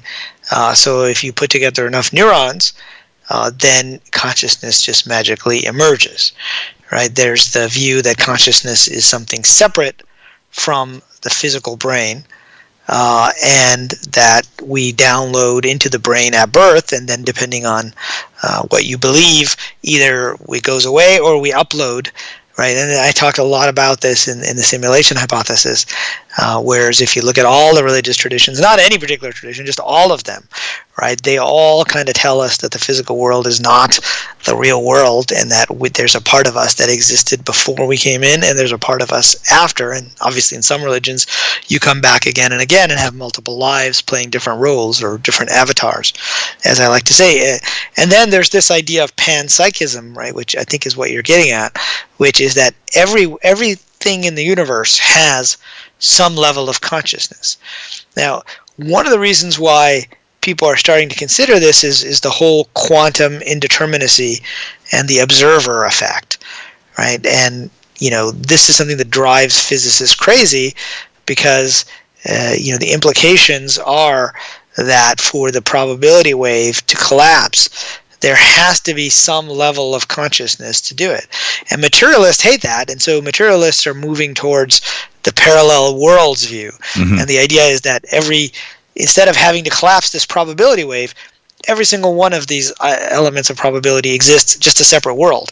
The problem with that is you end up with an infinite number of physical worlds, which seems almost more ridiculous than just having consciousness to collapse the probability wave. I make the point in the simulation hypothesis that these other worlds aren't necessarily real physical worlds. They're just information, and so is our physical world. Therefore, you can have an infinite number of them. They're just probabilities, if you will. Right. But so another way around that, to not have consciousness be something separate outside the physical world, is to say, okay, well, if we don't like this idea of an infinite number of physical worlds, which would solve the quantum problem, and we don't like this idea that there is a consciousness that's observing the physical world, then how about we have everything have a little bit of consciousness, therefore we don't need to have consciousness being something separate from matter. Matter is consciousness, right? That's kind of what I think where you were getting at with that idea. Well, we're trying to all figure it out. I've listened to every side of this, and when we talk about measurement and observation in physics, and the fact that is one of the fundamental things that is an unknown. It's a complete unknown, and they can argue about it. The math says it is so. They don't know why. Right now, right, and that's a big issue. The same thing. I think this is what you're getting at. These same principles apply when we jump back over into what consciousness would be, how it could be, if it could be, with software and artificial intelligence. It's nearly the exact same argument. Right. So this question of if AI becomes intelligent, is it conscious, right? And the question in the world of AI is, how would you know? I mean, how could you tell the difference, right? If it acts like it's conscious, and it talks like it's conscious, right? It gets back to if it walks like a duck, right? Then what is the difference between something that is conscious versus something that is not conscious? And if you think about it, even our biological, if you say that consciousness is an emergent property of the material world, of the cells in the brain and in the body, then we're basically a physical machine, if you will. And consciousness is the information processing that is happening, between the neurons. Right. What's the difference between us and the mechanics of a computer? What's the difference? We're still based on chemicals and electricity. Right. So it's a different kind of computer, right? And so biology there's increasing evidence that it's based on some type of computational algorithms, right? And this is why I say that the physical world, there is no such thing as the physical world, right? I mean, when you say, okay, it comes from cells, and you look inside the cells and you get molecules, and you look inside the molecules and you got atoms, but you open up the atoms, it's mostly empty space. And you just keep going down to the subatomic particles.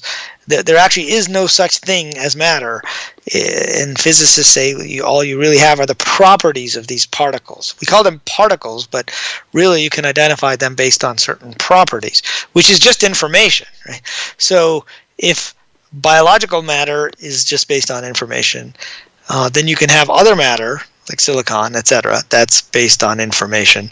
And so there really isn't that big of a difference. I tend to have the personal view that consciousness is more than just coming from the matter, that there is something else, and that we do, in fact, download. Now, it doesn't mean we're not information, right? So if you look at the different religious traditions, I've mentioned this idea of multiple lives in the Eastern traditions, and there's this idea that in Hinduism that you have this eternal soul that reincarnates again and again, and in Buddhism they express it differently by saying it's not really an eternal soul, it's a bag of karma.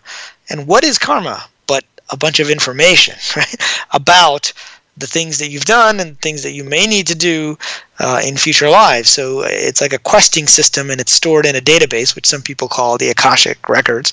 But it really is just information that's coming back and forth. And so, it's possible that if we get physical computers that are sophisticated enough, that you could also have this same process where you have information downloaded into the computer in such a way that whoever's downloading it, now it's a question of, I like the RPG version or the Matrix version of the simulation hypothesis, which is like with you exist outside the game, you're putting on something that is tying you into the game, and then you forget that you exist outside the game, so while you're there, you are the avatar as far as you're concerned.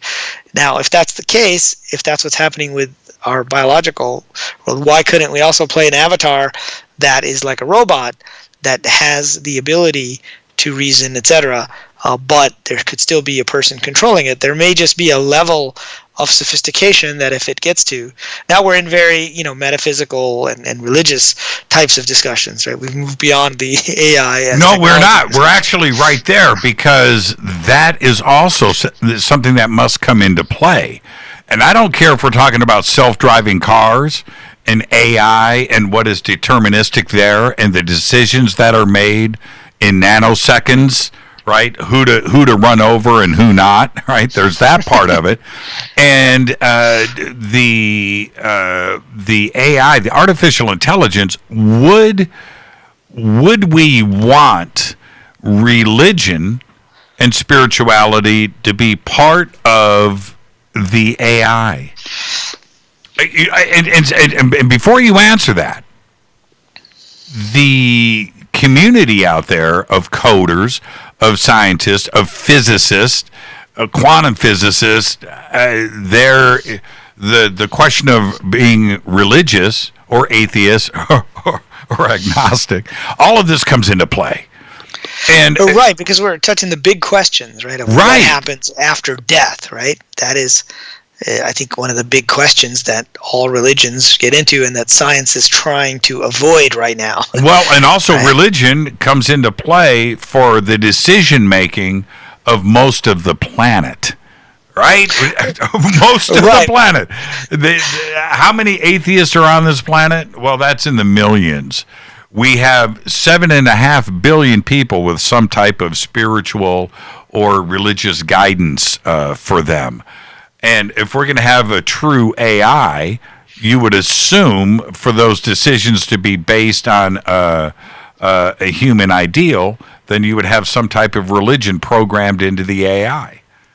Right. So this gets back into the the values discussion of the AI. Should the AI's values be our values, and how do we teach values as humans? Religion is one of the ways in which we do that from the time that you're a little kid, right? These things are kind of put into you. Now you can debate whether religion is a good thing or a bad thing, and the metaphysical side of religions I find more interesting than the you should do this, you should do that. That there are certain rules of the game which we define as morality, but with AI, there's no real values being programmed into the AI at the moment, and so it actually becomes, like you said, a religion for the AI. If we think about like if you think of the Asimov's laws of robotics, right?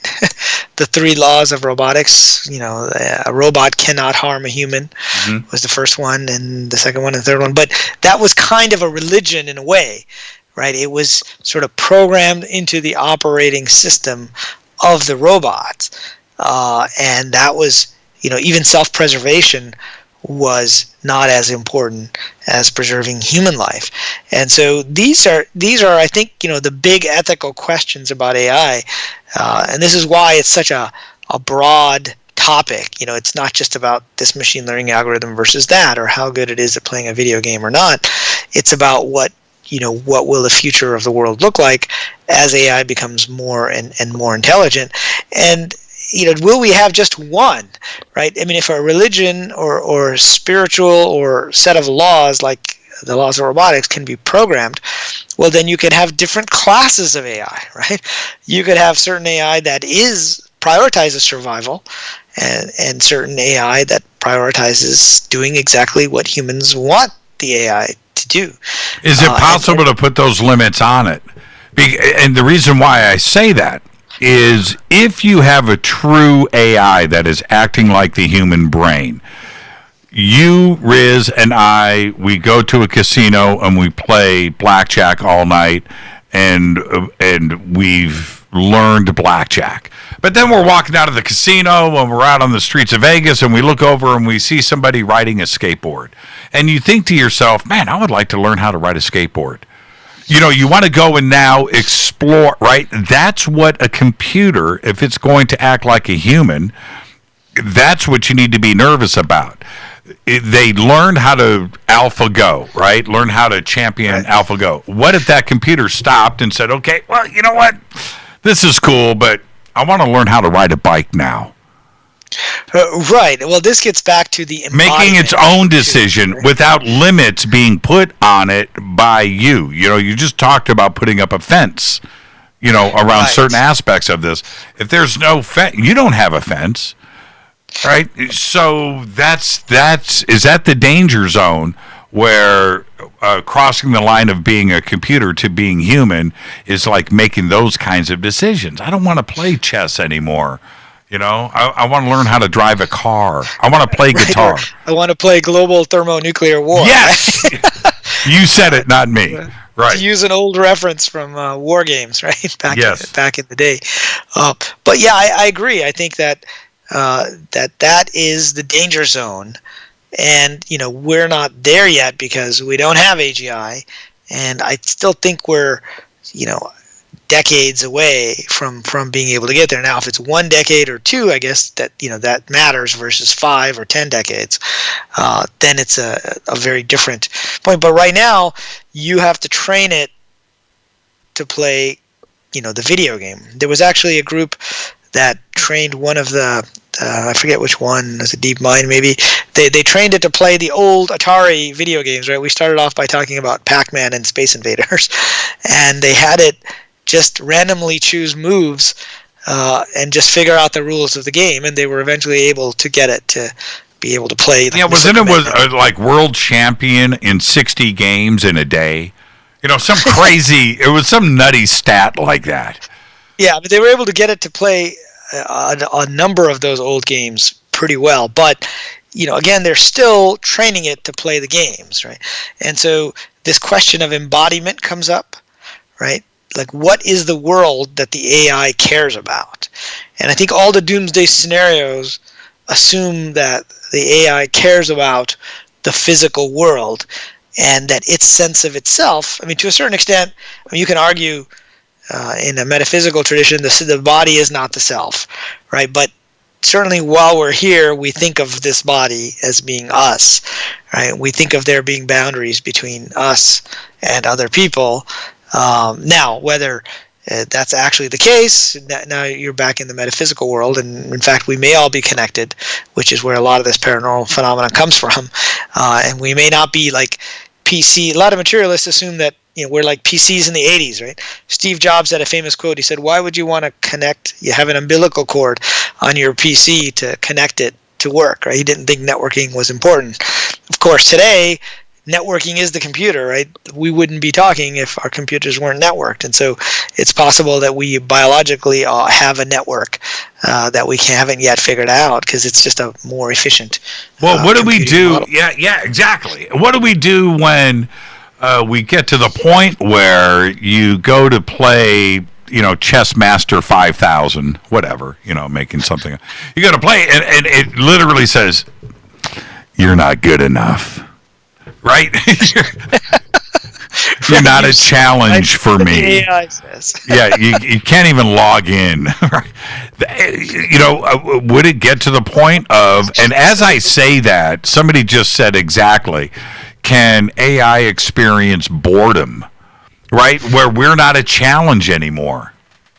Right, and then, what would the next challenge be, right? To a certain extent, we're programmed to look for new challenges, right? Which is why we keep, expanding, and which is why we're fooling around with technology that could be dangerous down the road, but which is why some people want to explore, the solar system or the galaxy.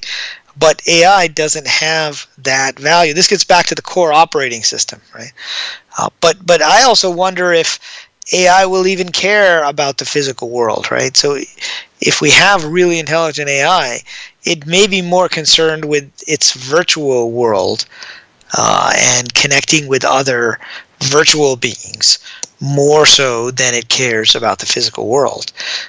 So that's why I'm not so worried about super intelligence coming in and destroying the physical world, because why would it care, right? But I'd be more concerned about what I would consider not super intelligent AI. It's not dumb AI. We're still kind of in the, we're in that transition from dumb AI to a little smart AI, right? I'm going to jump in real quick, and I'm just going to say to everybody, my monitors started to shake, and they did it twice. And I'm wondering if I'm just wondering if an earthquake happened somewhere. But it happened twice, and my cameras are mounted to them, so I'm wondering if anybody saw the slight shaking and my reaction to that. But it happened twice, about 15 seconds apart.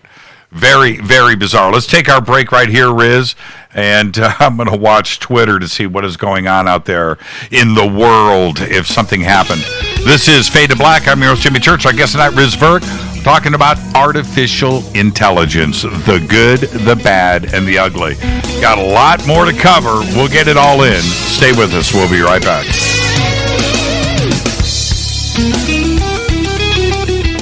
Hi everybody, this is Rob Halford, the Metal Guard on JimmyChurchRadio.com. This is KGRA Digital Broadcasting Station, Salt Lake City, Utah, Van Buren, Arkansas. Why is it we're not very good with our health regimen until it's too late? We don't put oil in the car until the engine blows up. When the body's out of balance, your health is not so good. Give your body some love. Log on to GetTheT.com. That's GetTheT.com. Try our Life Change Tea, which cleanses you from harmful intruders. A clean colon is one of the ways to bring the body in balance. We also carry organic supplements to help you get where you need to go. So do your body a favor. Log on to GetTheT.com. That's GetTheT.com. You can even visit our sales page to save some dough. Does anybody call money dough anymore? Anyway, if you're looking for short, helpful health tips, go to YouTube and punch in Health Matters Now. That's Health Matters Now. So, log on to getthetea.com, shop, get balanced, then learn some cool tips at Health Matters Now. You'll be glad you did. That's getthetea.com. Your contact for current news and trending topics. KGRAradio.com. This is Jimmy Church of Fade to Black, and I only drink Fade to Black blend coffee from River Moon. Just click on the River Moon Coffee banner at jimmychurchradio.com. Promo code F2B Blend. So are you tired of being tired? Well, then it's time to get the tea. Hey, it's Lisa here to tell you about this all-natural, all-organic tea I've been drinking that has had great results for over 20 years. It's called Life Change Tea, and it's specially formulated to help detoxify and cleanse your kidneys, liver, colon, and blood all at once. The colon is one of the most ignored organs in the human body. The faster that waste is eliminated from the body, the less time that waste sits in our intestines, spreading toxins to our bloodstream. This tea helps cleanse chemicals caused by outside intruders from our entire digestive system. And get this, weight loss can be a side effect. And with continued use of the tea, you can experience clearer, healthier, younger looking skin, increased energy, and a happier outlook on life. So if you're tired of being tired, get the Life Change Tea at getthetea.com. That's getthetea.com. And like me, you'll be glad you did. Did you know that when you're on the road with limited data or Wi-Fi available, you can still listen to every minute of Fade to Black by just calling 605-562-4482. No smartphone, app, or internet needed. It saves your data plan and no extra cost if you have unlimited minutes. Just call 605-562-4482. You can listen to me, Jimmy Church, on any phone, anytime, anywhere. Go Beckley Tappy. Telepath is a weekly digital newsletter filled with the latest paranormal news, trending topics, and fresh articles from some of the most popular critical thinkers in the community today. Stay informed on your favorite paranormal podcasts and live streaming talk shows. Interact with the Telepath and upload your paranormal story or pics. It could be featured in an upcoming edition. Sign up right now for the free Telepath newsletter at paranormal.radio. That's paranormal.radio.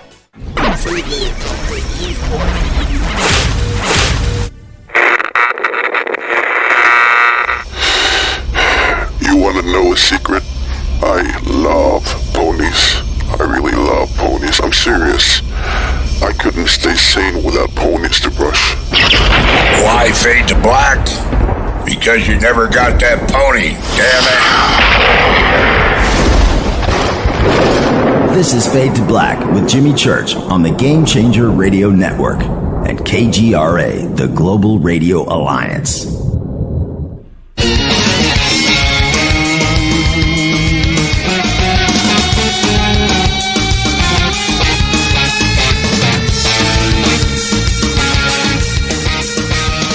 Welcome back, Fade to Black. I am your host, Jimmy Church. Our guest tonight, RIZ VIRK. We're talking about artificial intelligence.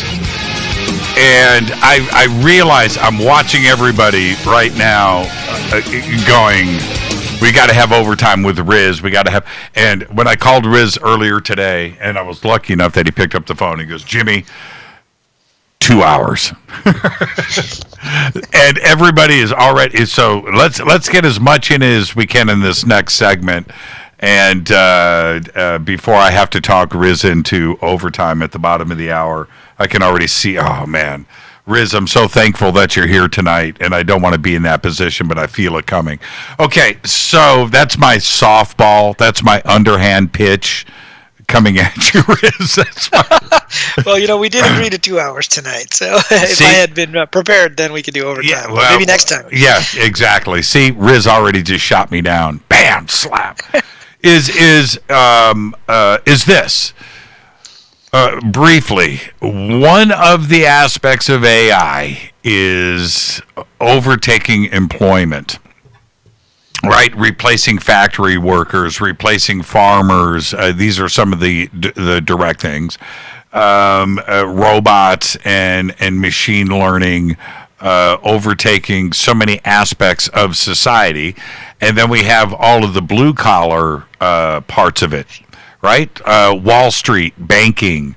How about doctors, right? Is there a reason to even have a doctor anymore if you can just take an X-ray, a CT scan, and have your medications prescribed automatically, and blood testing, and the next thing you know, what's the need for it?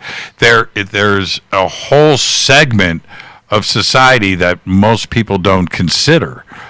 If AI does its job and does replace, so we don't have to work anymore, then what do we do for jobs? And is this a real concern? Well, I think this has been a concern for a while now, and it might seem like it's a new concern, but really, if you go back to like the 1920s, right, and even earlier with the Industrial Revolution, I mean, when was the movie Metropolis put out? Was it like 1932, I think, or somewhere around there? It might have been before that. Metropolis? It might have been the 20s, right?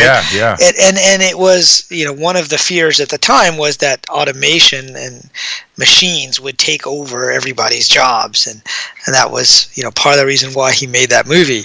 So, there was a first wave of worrying about that. And of course, there are many things that did become automated, but the economy always shifted into having plenty of employment in areas that weren't so easy to automate.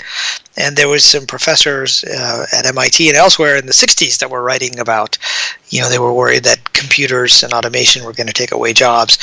And, hasn't quite happened, but if you look at where we are today, certainly, you'll start to see, I think, more and more automation, like self-driving cars. That's an area we've talked about a lot. Truck drivers, right? That's an area that I think there's a lot of worry that as these self-driving algorithms get so good, do we need people who, especially since it's in some cases such a grueling thing where they have to be out for so many hours on the road in a row. So I think there are certain areas that are definitely going to be affected by AI. I mean, I don't think we're at the point yet for doctors, where you don't need a doctor, because there's still that judgment. There's still a judgment element. Like if you said, look at these CT scans and figure out if this guy has cancer or a tumor. AI is very good at that, right?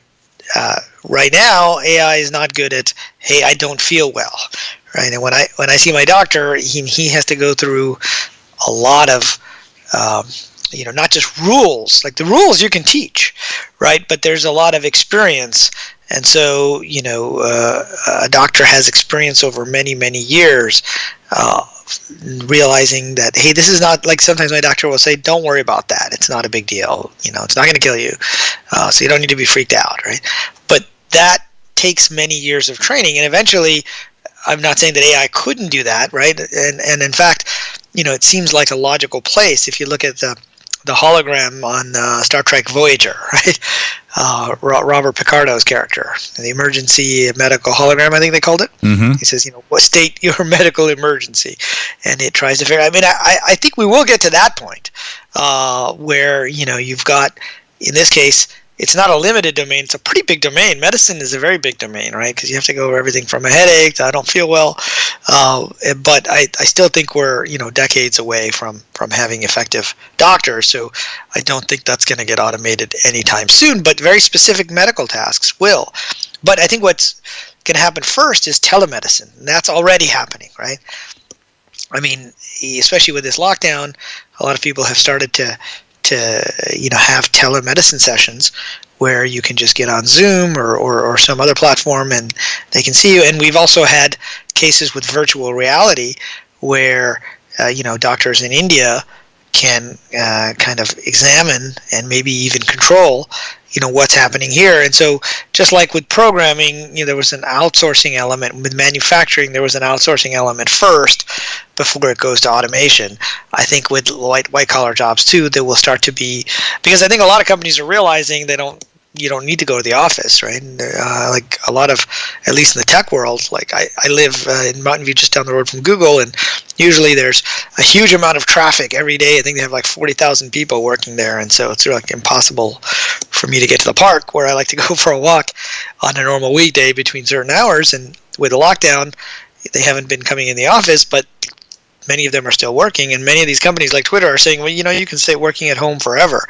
Well, I think that phase will happen first before we can start to automate some of these white-collar tasks. I know it's not quite as alarmist as, maybe some people are, but I do think there are certain professions where the AI automation will happen much sooner. Uber, for example, right? I mean, if self-driving cars get that good, do we really need to have a person there? And this virus concerns just adds to that, right? If you can just have a car that can disinfect itself and not have another human there, maybe that's preferable in some cases than others. Well, yeah, like the trucking industry. I mean, that's one of the major focuses right now because of the simplistic side of driving on a freeway for extended miles and offloading and loading cargo. All of this could be done in an automated way, and also you don't have to have the exhausted driver that has been out there for 10 hours, and these trucks could run 24 hours a day and virtually change the trucking industry overnight. But we have 300,000 truck drivers in the United States. Do they all get replaced? And now I'm looking at my time limit here because you just put restrictions on me. There's another part of this. By the way, somebody just tweeted, your deal was made with me, not with our audience. It's our audience that you have to face. Is this, when we're talking about decisions made by AI, where you or I, as a child, had a little blue Matchbox car, right? And so we grow up and we're looking at cars, and our decisions are made from our emotions that have been developed since we were children, and we go out and we buy a blue car. But AI doesn't have the 5-year-old's experience with Hot Wheels, right? Or a Matchbox car. So is that taken care of by uploading a life's worth of memories, right? An entire brain that the AI can access those memories. Right, and that's an interesting question because, like I said, in the first wave of AI, they were trying to create these expert systems, and they were trying to encapsulate the knowledge of a specialist, and then they were trying to break that into a set of rules that could then go to the AI. Today's AI uses machine learning and training large sets of data where you just show one thing after another. This is good, this is bad, this is good, this is bad, and it eventually figures out what's good and what's bad. And so you're trying to get a lifetime's worth of experience into that training data set. Now, personally, I do think that we will figure out the electrical structure of memories, right? I call it stage 8 in the road to the simulation point when I talk about living inside something like the Matrix. And there have been like these experiments with the rats where they were able to use electricity to kind of implant a memory. Now, it's not the kind of memory we think of, but like with the rats in a maze, it was like they know not to go down this path again because there's nothing there, or there was a shock there, or there was something there. But they found a way to convince the rat to do the same thing without it actually having to go there, which means that there may be a structure to memory, at least from the biological side. And so we're not at the point where we can represent an entire history, but it's like kind of that scene from Blade Runner, right, where Sean Young's character talks about the spider in the summer, and turns out that was a memory from the niece of the guy who created the androids, the Tyrell Corporation.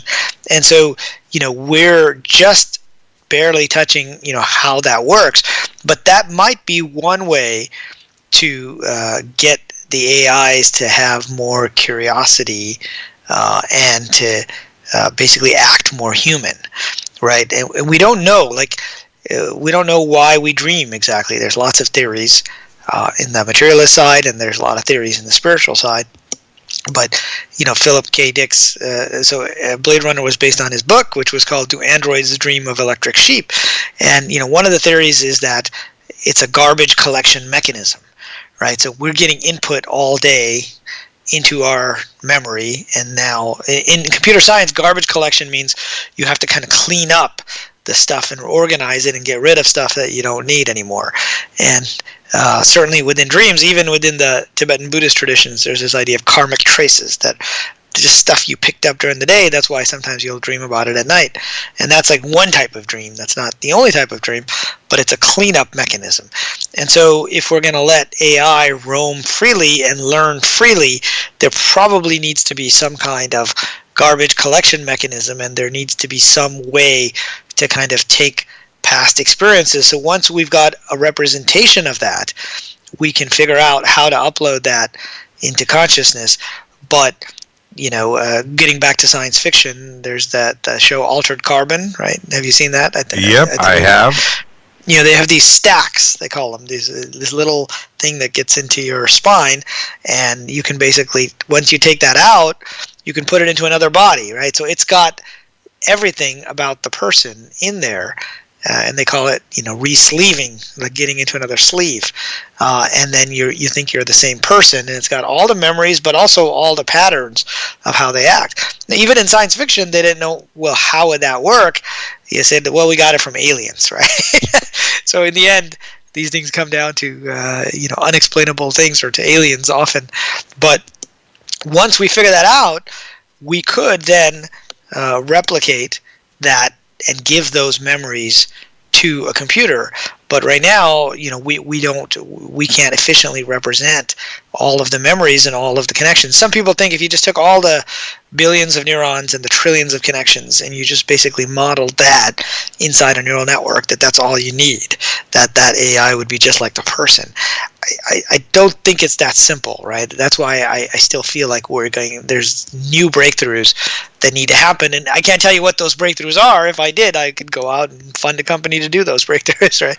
But they will happen over time, and that's why I think we're a bit further away from either artificial general intelligence or certainly super intelligence than many people think. Now, we've made a lot of movie references tonight, and I like that aspect of this conversation. And my opening rant tonight was about the movie Tron, and there are a couple of elements of Tron, and if we really think about it, the timing of the movie, which came out in 82 or 83, its vision of the future was strong.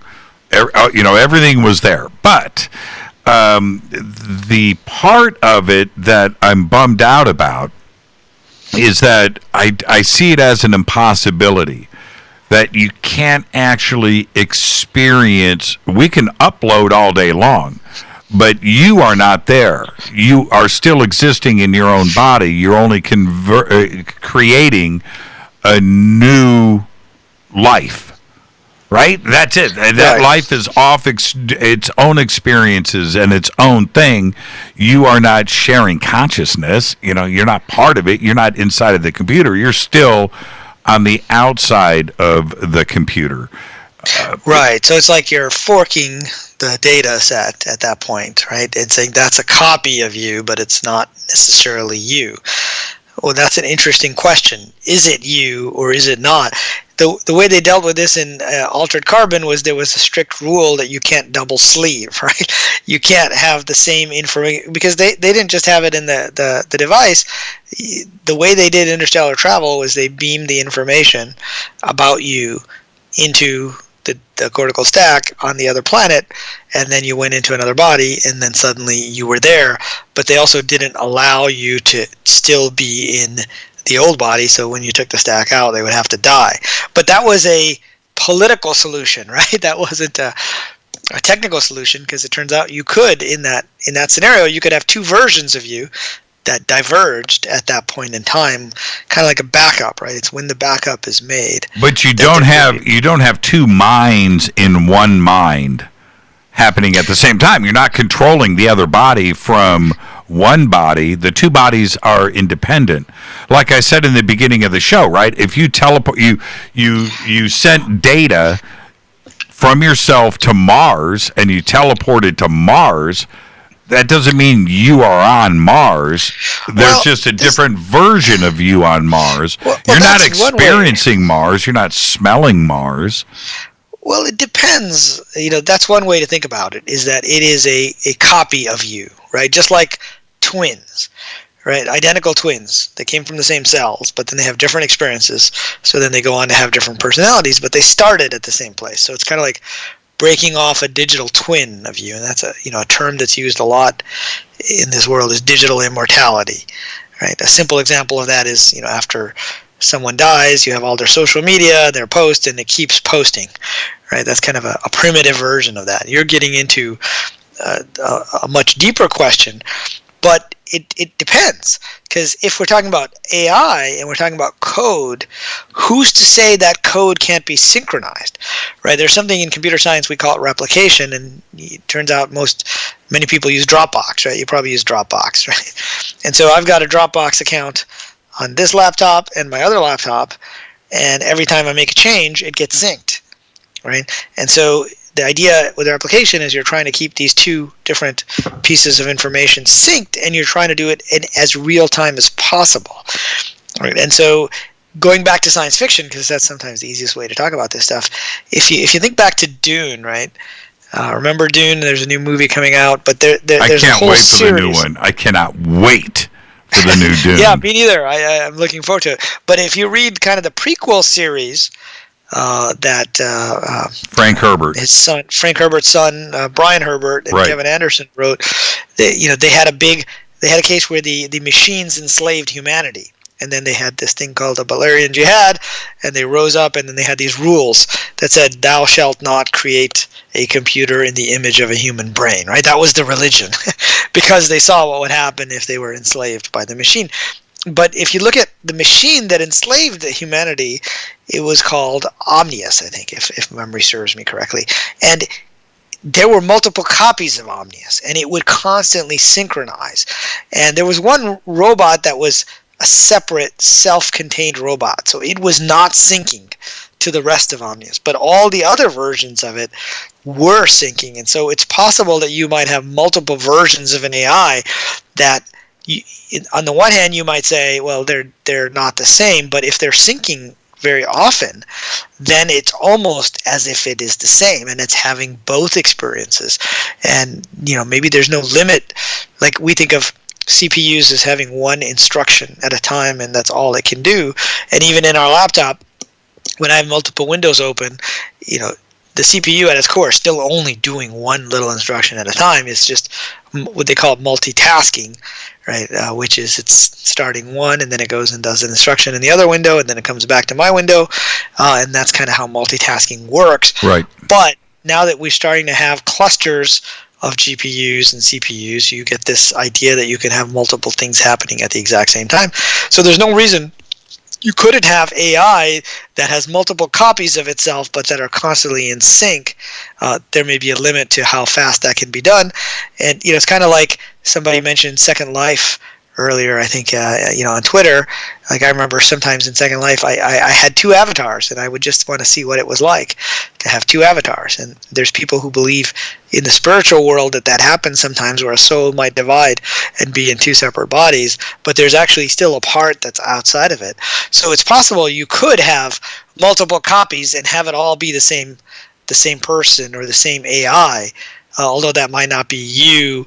The biological one, each of them could be connected with each other in a network, if you will, and the network is the AI in that case. Well, we've got literally 3 minutes left since you're cutting me off. Do you want to do overtime? Not tonight, Jimmy. Okay. So then, one last question. That's my last softball pitch. Is this, Riz? A couple of months ago, Elon Musk said that Neuralink was ready, and it was a few months away from the big reveal. Now, those 3 or 4 months have since passed, right? But I think it's ready. Right? Well, if you listen closely to what he said, was he's talking about V1, and V1 was meant for people that might have a brain dysfunction. And so, he's an entrepreneur. He's going to play it up in many ways. Right. Because he wants his company to be successful. But, I think it was on the Rogan podcast. Yes, it was on the Rogan podcast. So I there's my confession. I listened to Rogan. But this is my question. Neuralink comes out. Do you do it? You understand the technology. Yeah. Do you link up? I don't. I wouldn't link up right away. I would wait a long time. And the reason is I write software, so I know software breaks, right? And so, it's like being a beta tester. Being a beta tester of a game breaks down, no big deal, right? Beta tester of technology that's sitting in your head, that's sitting inside your brain with a little drill, I wouldn't do it until version 10 or later, possibly, right? Because by then, they would have worked out the kinks. And you also have to see, we're in the early days of brain-computer interface, BCI. And I think that's, a really interesting area moving forward. And there are different ways of doing that. You can just try to sense the electrical signals without having an invasive version. I think you've had Adam Curry on your show before, Jimmy. Yep, many times. And Adam has a company called Entangled where they're trying to use these quantum random number generators to detect your thoughts. And they say that, it should be 50-50, but when you're thinking certain thoughts, the random number generators are not 50-50. And so there's a non-invasive way of trying to figure out what you're thinking and kind of reading your mind. But personally, I think with a more invasive way, I think we have to be careful. We just don't understand consciousness or the brain that well. So it's very likely that there's going to be problems, right? Kind of like, remember the first artificial heart? Was it 1984 or whenever it was? That the Jarvik 7, I think it was called.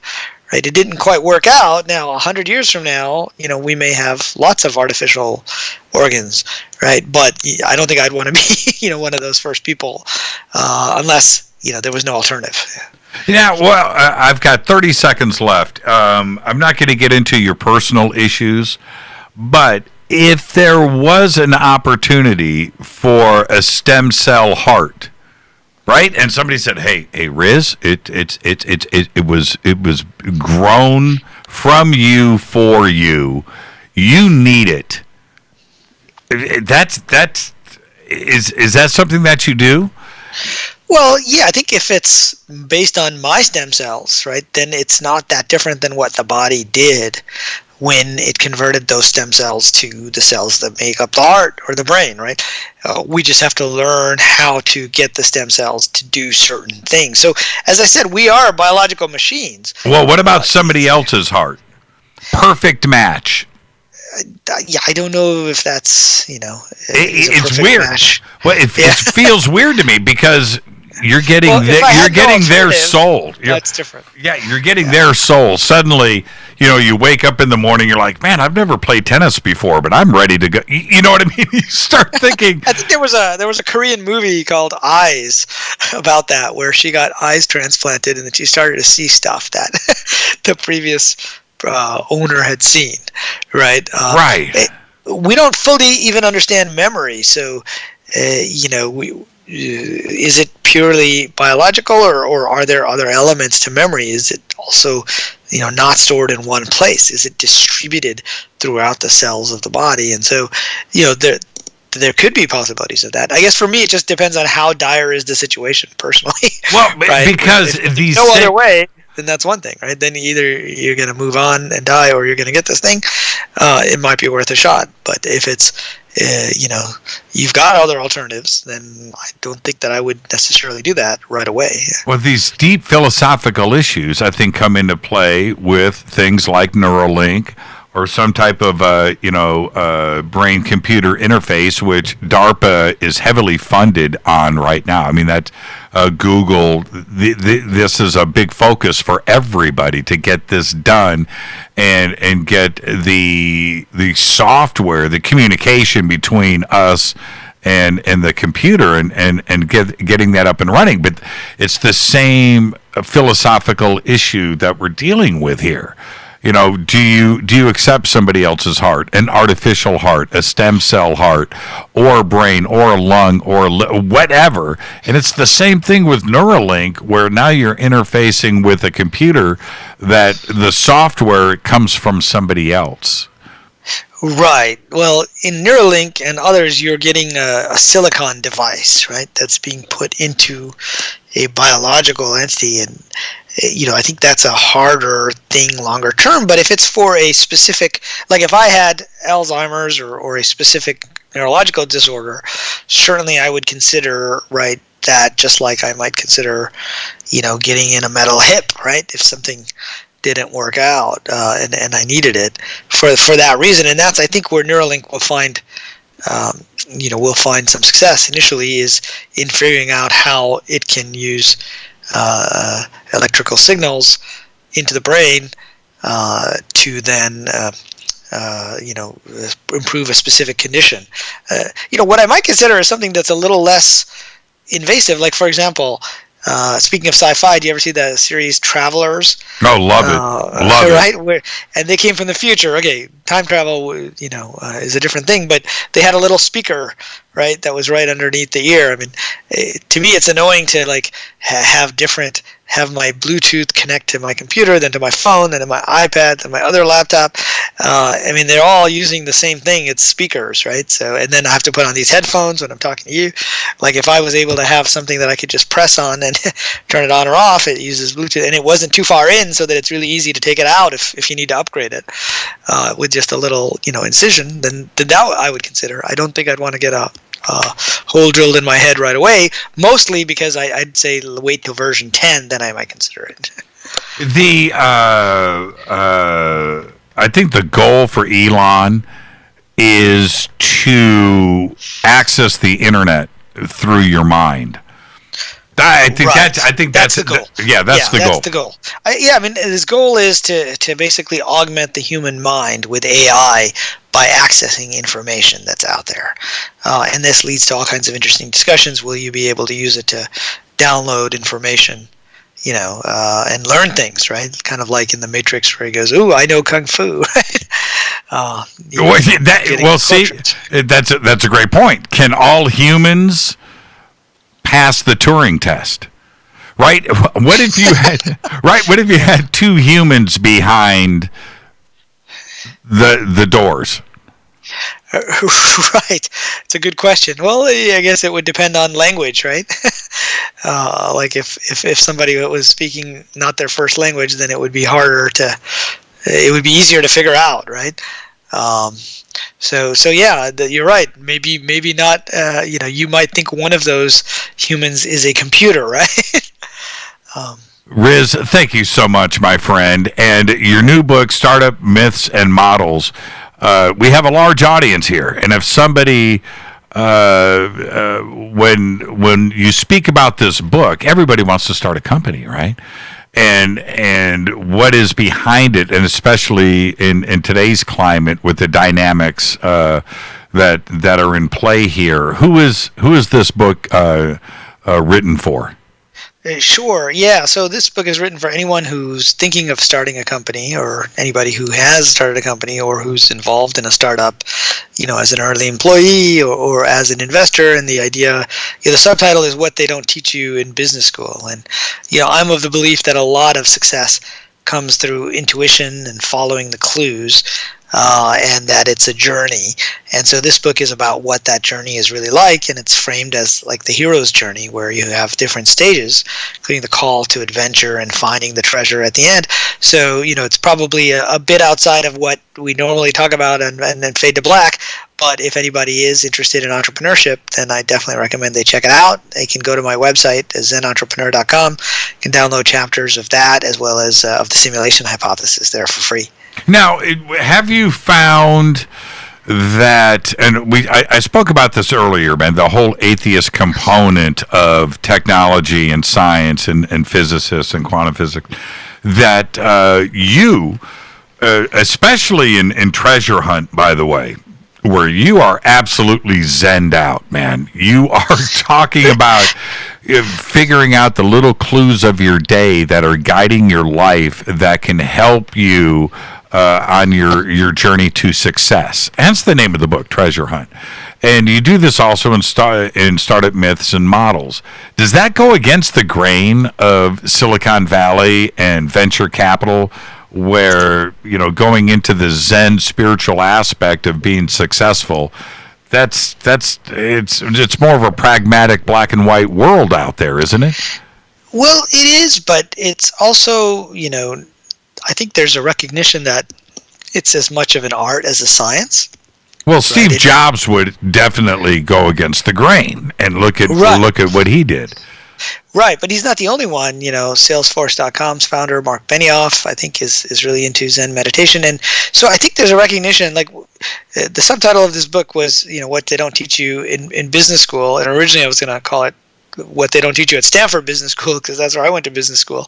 But it was published by Columbia, so they took it out. But in business school, they try to teach you, okay, this is how you do X, Y, or Z, 1, 2, 3, and you build these long spreadsheets. And when I remember raising my hand and said, well, what if you just change the input on the left? He goes, well, then all the numbers on the right change. So all the decisions change. And so, well, how do you know what numbers to plug in? And he said, well, that's where you got to use your gut, right? So it gets back to following your gut and your intuition. I mean, many venture capitalists, 90% of the companies fail, but the ones that make it big. And, you know, they don't know up front which it's going to be. And what makes a good VC versus not often comes down to intuition. So I think there's a recognition that intuition is an important part of success. But, you know, whether they buy into, you know, where are these clues coming from? Are they messages from the future? Are they messages from spirit guides outside the physical world?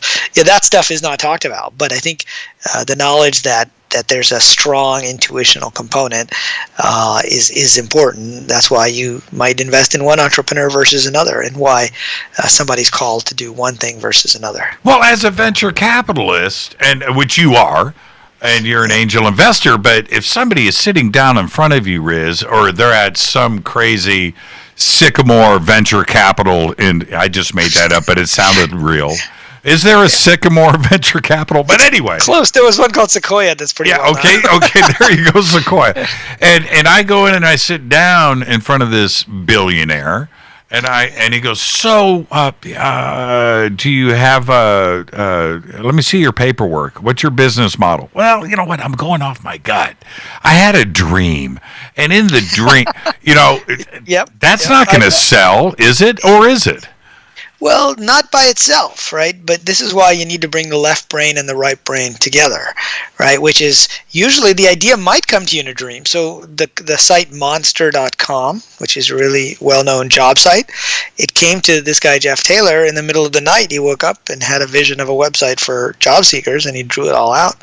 And then he went and found it. So it's okay if the idea comes that way, but then you have to, you know, actually show the specification for the product and the business model. So you have to do both, right? You have to translate that into the language of business, I think, to be successful. You can't be talking so much about dreams in venture capital meetings, but you can say, you know, I had this idea. My gut was telling me this, and then I tried it, and I found in 50% of the cases or 80% of the cases that this was true, right? So you translate it into something that's a little more interpretable in that world. Thank you so much. And obviously, we went over tonight, and I didn't mean for that, Riz. It wasn't intentional. We were just in the middle of all of this. So thank you so much. The new book is Startup Myths and Models, and you can just go to Riz's websites. The links are over at jimmychurchradio.com, and you can certainly follow Riz at Riz Stanford right here on Twitter. He's hanging out in Twitter, so all of those tweets you guys are doing right now, and you think Riz is reading them all. Riz, thank you so much, my friend.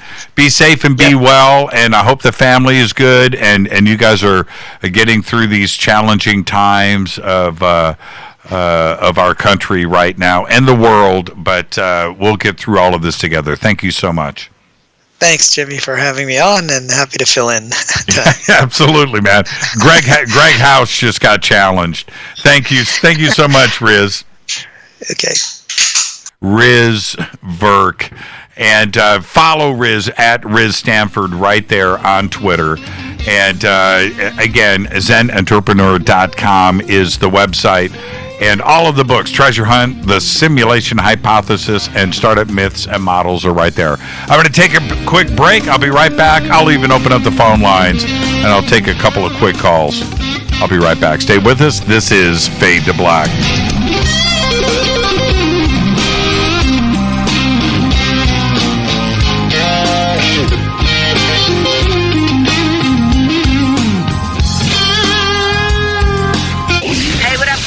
Vivica Fox here, and you are listening to my boy, Jimmy Church, on JimmyChurchRadio.com.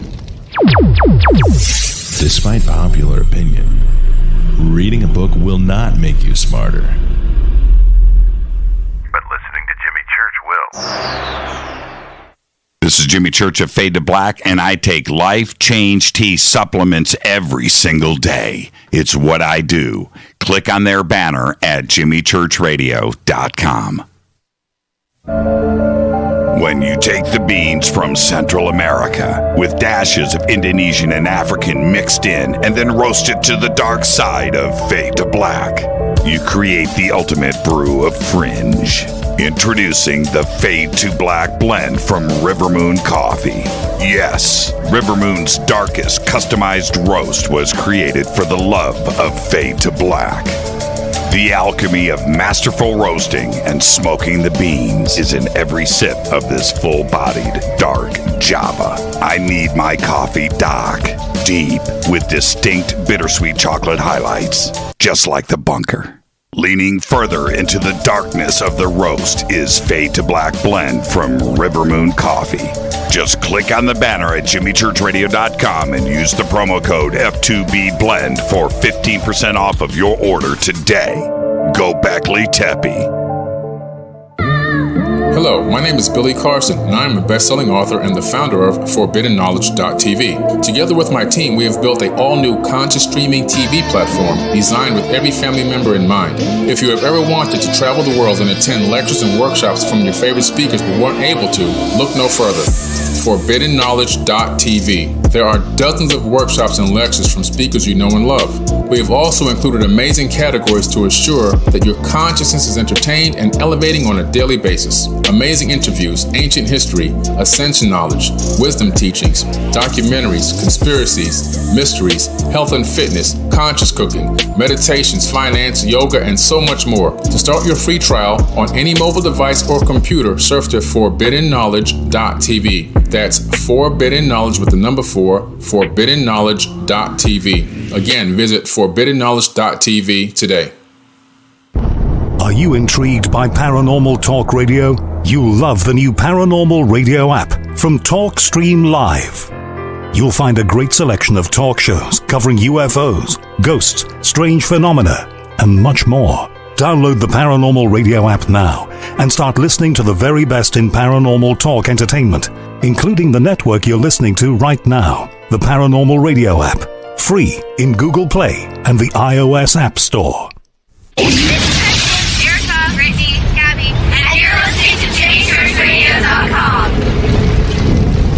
It's not a lifestyle we chose. We were born this way. KGRARadio.com.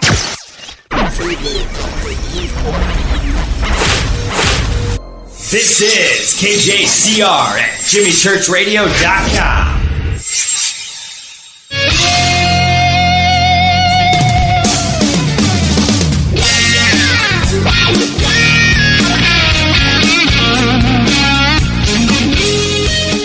Welcome back, Fade to Black. I am your host, Jimmy Church. Big thanks to RIZ VIRK. Just his mind and the way it works, it's just incredible. Incredible. And if you ever get a chance to meet Riz, just go up, shake his hand, and start a conversation. He's absolutely incredible. He hangs out at most of the conferences. I mean, he's come up to me many times. Jimmy, it's just like, Riz, you're here. So, yeah, absolutely an amazing conversation. Thank you so much, Riz. And go and visit his website, and all of his books are great. And now my question was, and I've got a couple of calls on hold. I'm going to grab them right now. My question was, would you upload yourself into the world of Tron? There are complications with it for me, but if certain things could be overcome, right? Like it is actually you and you get to experience that world. I mean, I don't know if it would be done one brain cell at a time. You know, I don't know how the consciousness would transfer because you would want it to be you. But let's say that is successful. This meat suit goes away, right? Your brain, your memory's removed and then moved. It doesn't stay here, right? It would have to go. So it goes, and eventually you would phase out. This goes away. Your vision, and that's it. You're done. This goes, and now you exist in a virtual reality. Would you do it? 747-228-2051. Let's go to the phones. Hi, you're live on Fade to Black. Who's calling? Oh, am I on? You are live right now. Okay, this is Eric from extreme upstate New York. That was such a great thing. I was, that was great. I was looking for Greg, but that was awesome. Yeah, Greg, this is, and I brought this up, and I want to get back to my question to you, but Greg coming on the show, it's a whole different outlook and opinion about what AI is and the concerns of good and bad. It doesn't matter. Would be a totally different outlook, and we will have Greg on the show.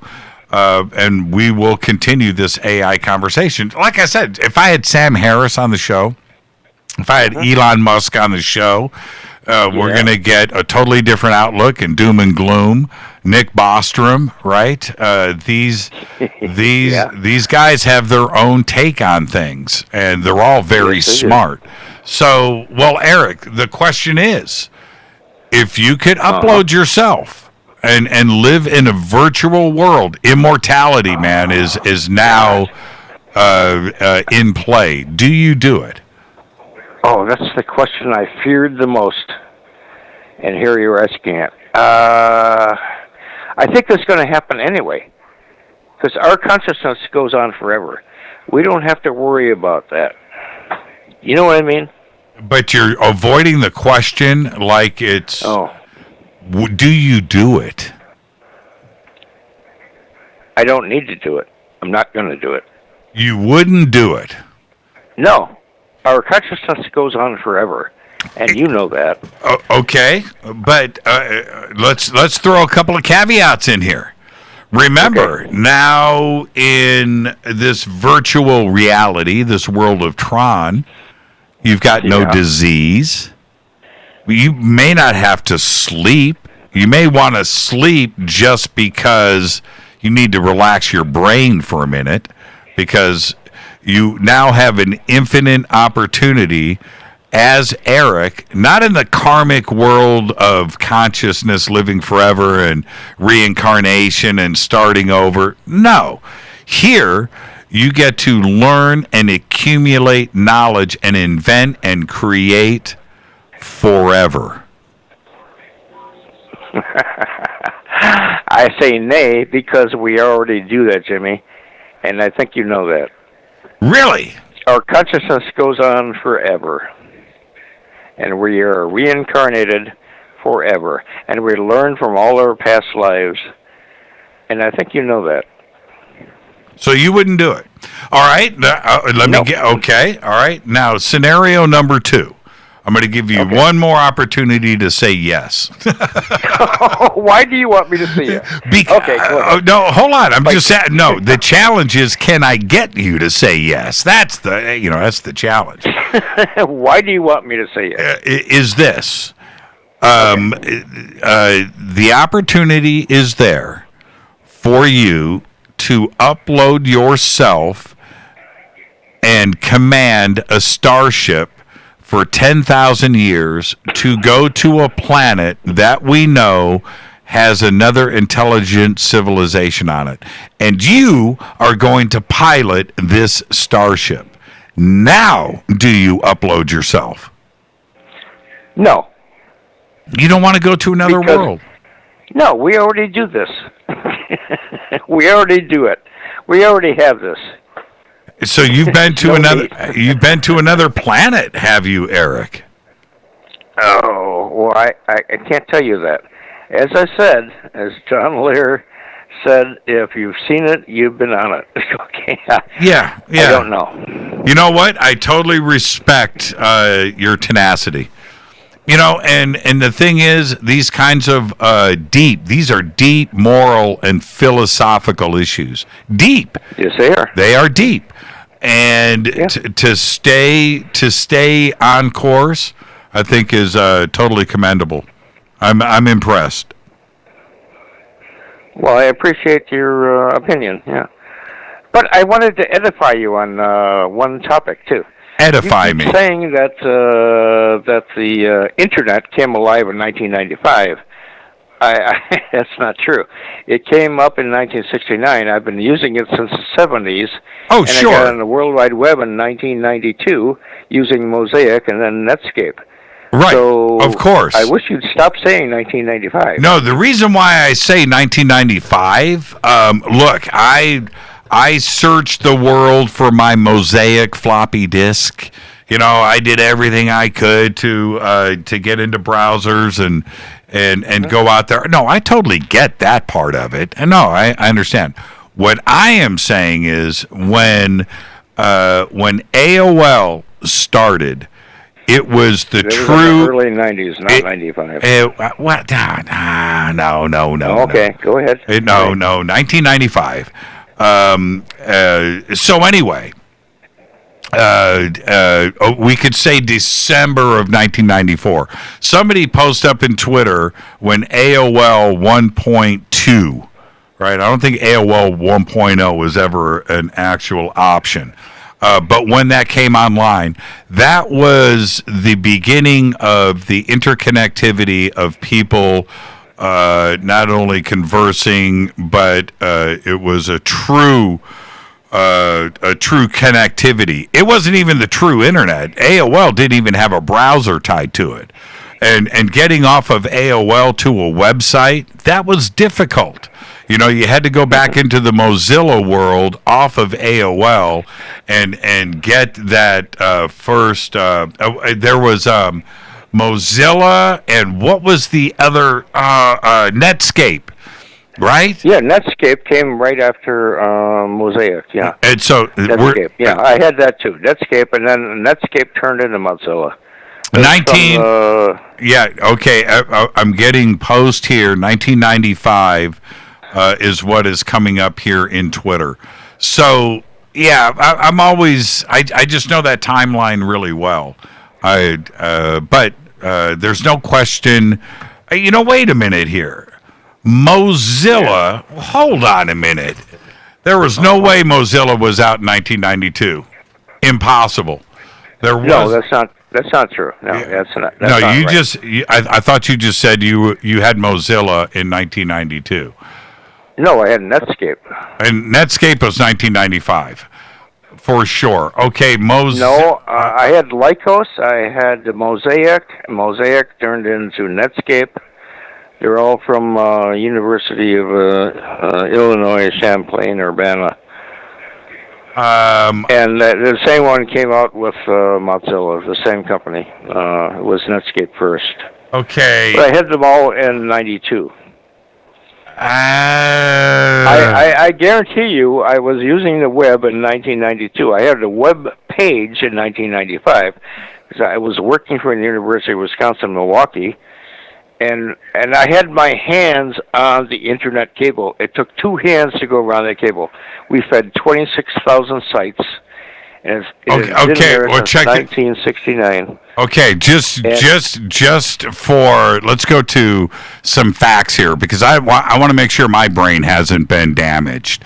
Netscape, Well, and Netscape, so is mine. Netscape itself was founded in 1994.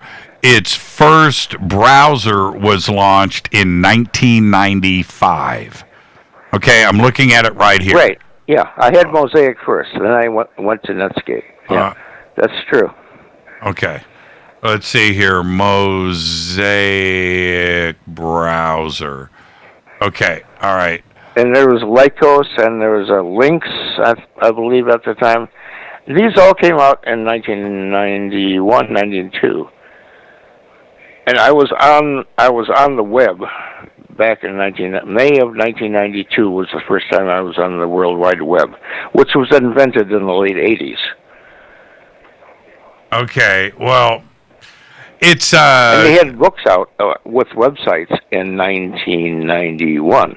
Okay, well, Mosaic version 1.0 for Microsoft Windows was released in 1994. From 1994 to 1997, it lost ground share to Netscape Navigator. But I'm just looking at the dates here. These are, I totally remember my first laptop, when and where I got it, and how I was. Now let's go to. I just want to do one more look here. See, I just want to make sure that my brain isn't wrong, because you're changing my Mandela effect. Well, I still have the records. I've got pictures of being in the lab in University of Wisconsin, Milwaukee. They put my picture on their brochure in 1992, and we were using Apple computers accessing the World Wide Web in May of 1992 using Mosaic. Well, that's what I was using at the time. You had a choice. And then they had the song of the day on there. And I said, well, how long is this how can I keep doing this? And every week we'd go back and we'd get slower and slower and slower. How are they going to keep up with this? That was my opinion back then. How are they going to keep this up? Yeah, 1990. Everybody was loading onto the web, you know? Yeah, so 1994, AOL started mailing compact disc to homes. 1995. Yeah, I know about that. Yeah, 1995 is when they reached 1 million members. And like I said, it was 1995 to me is when everybody started to get connected. But there was only 1 million. A year later, it was 5 million. What's really crazy when they bought Time Warner and how large they got, and then it was I'm going to say 5 years later, probably 2001 they did the merger, but then it's like non-existent today. I mean, it's there. People still use AOL, but yeah, I heard it still is there. Yeah, I heard that there's like 9 million people still using AOL. I those discs, people used to collect those discs that they sent you all the time. It was holy crap. I had a stack of them. I must have had 50. I must have had 50, and I still don't know why. Eric, I've got to get out of here and roll credits. Thank you for the phone call, my man. And we know that you're not going to go to another planet on an upload. Good for you. I do that all the time. I'll talk to you. Thank you, Eric. Gobble tea pecky. Go Beckley Teppy. And with that, I've got to get out of here. I want to thank RIZ VIRK. Just an amazing show. And for him to come in last minute and have that kind of show tonight is one of the best that we've ever done. Thank you, Riz. Fade to Black's executive producers, Rita Camurian. Show is produced by Hilton J. Palmer, Renee, Dennis, and Kevin. Announcers are Steve Harder, Gene Vitoa, Mark D. Kovar. Webmaster is Drew the Geek. Music, Doug Aldrich. Intro, Spaceboy, spaceboymusic.com. Fade to Black is produced by KJCR for the Game Changer Network, and syndication is KGRA, The Planet. This broadcast owned and copyrighted 2020 by Fade to Black and the Game Changer Network, Inc. It cannot be rebroadcast, downloaded, copied, or used anywhere in the known universe without written permission from Fade to Black of the Game Changer Network. I'm your host, Jimmy Church. Tomorrow night, right here, Fader Night, open lines all night long. Until tomorrow night, I want everybody to be safe. Go Beckley Teppy.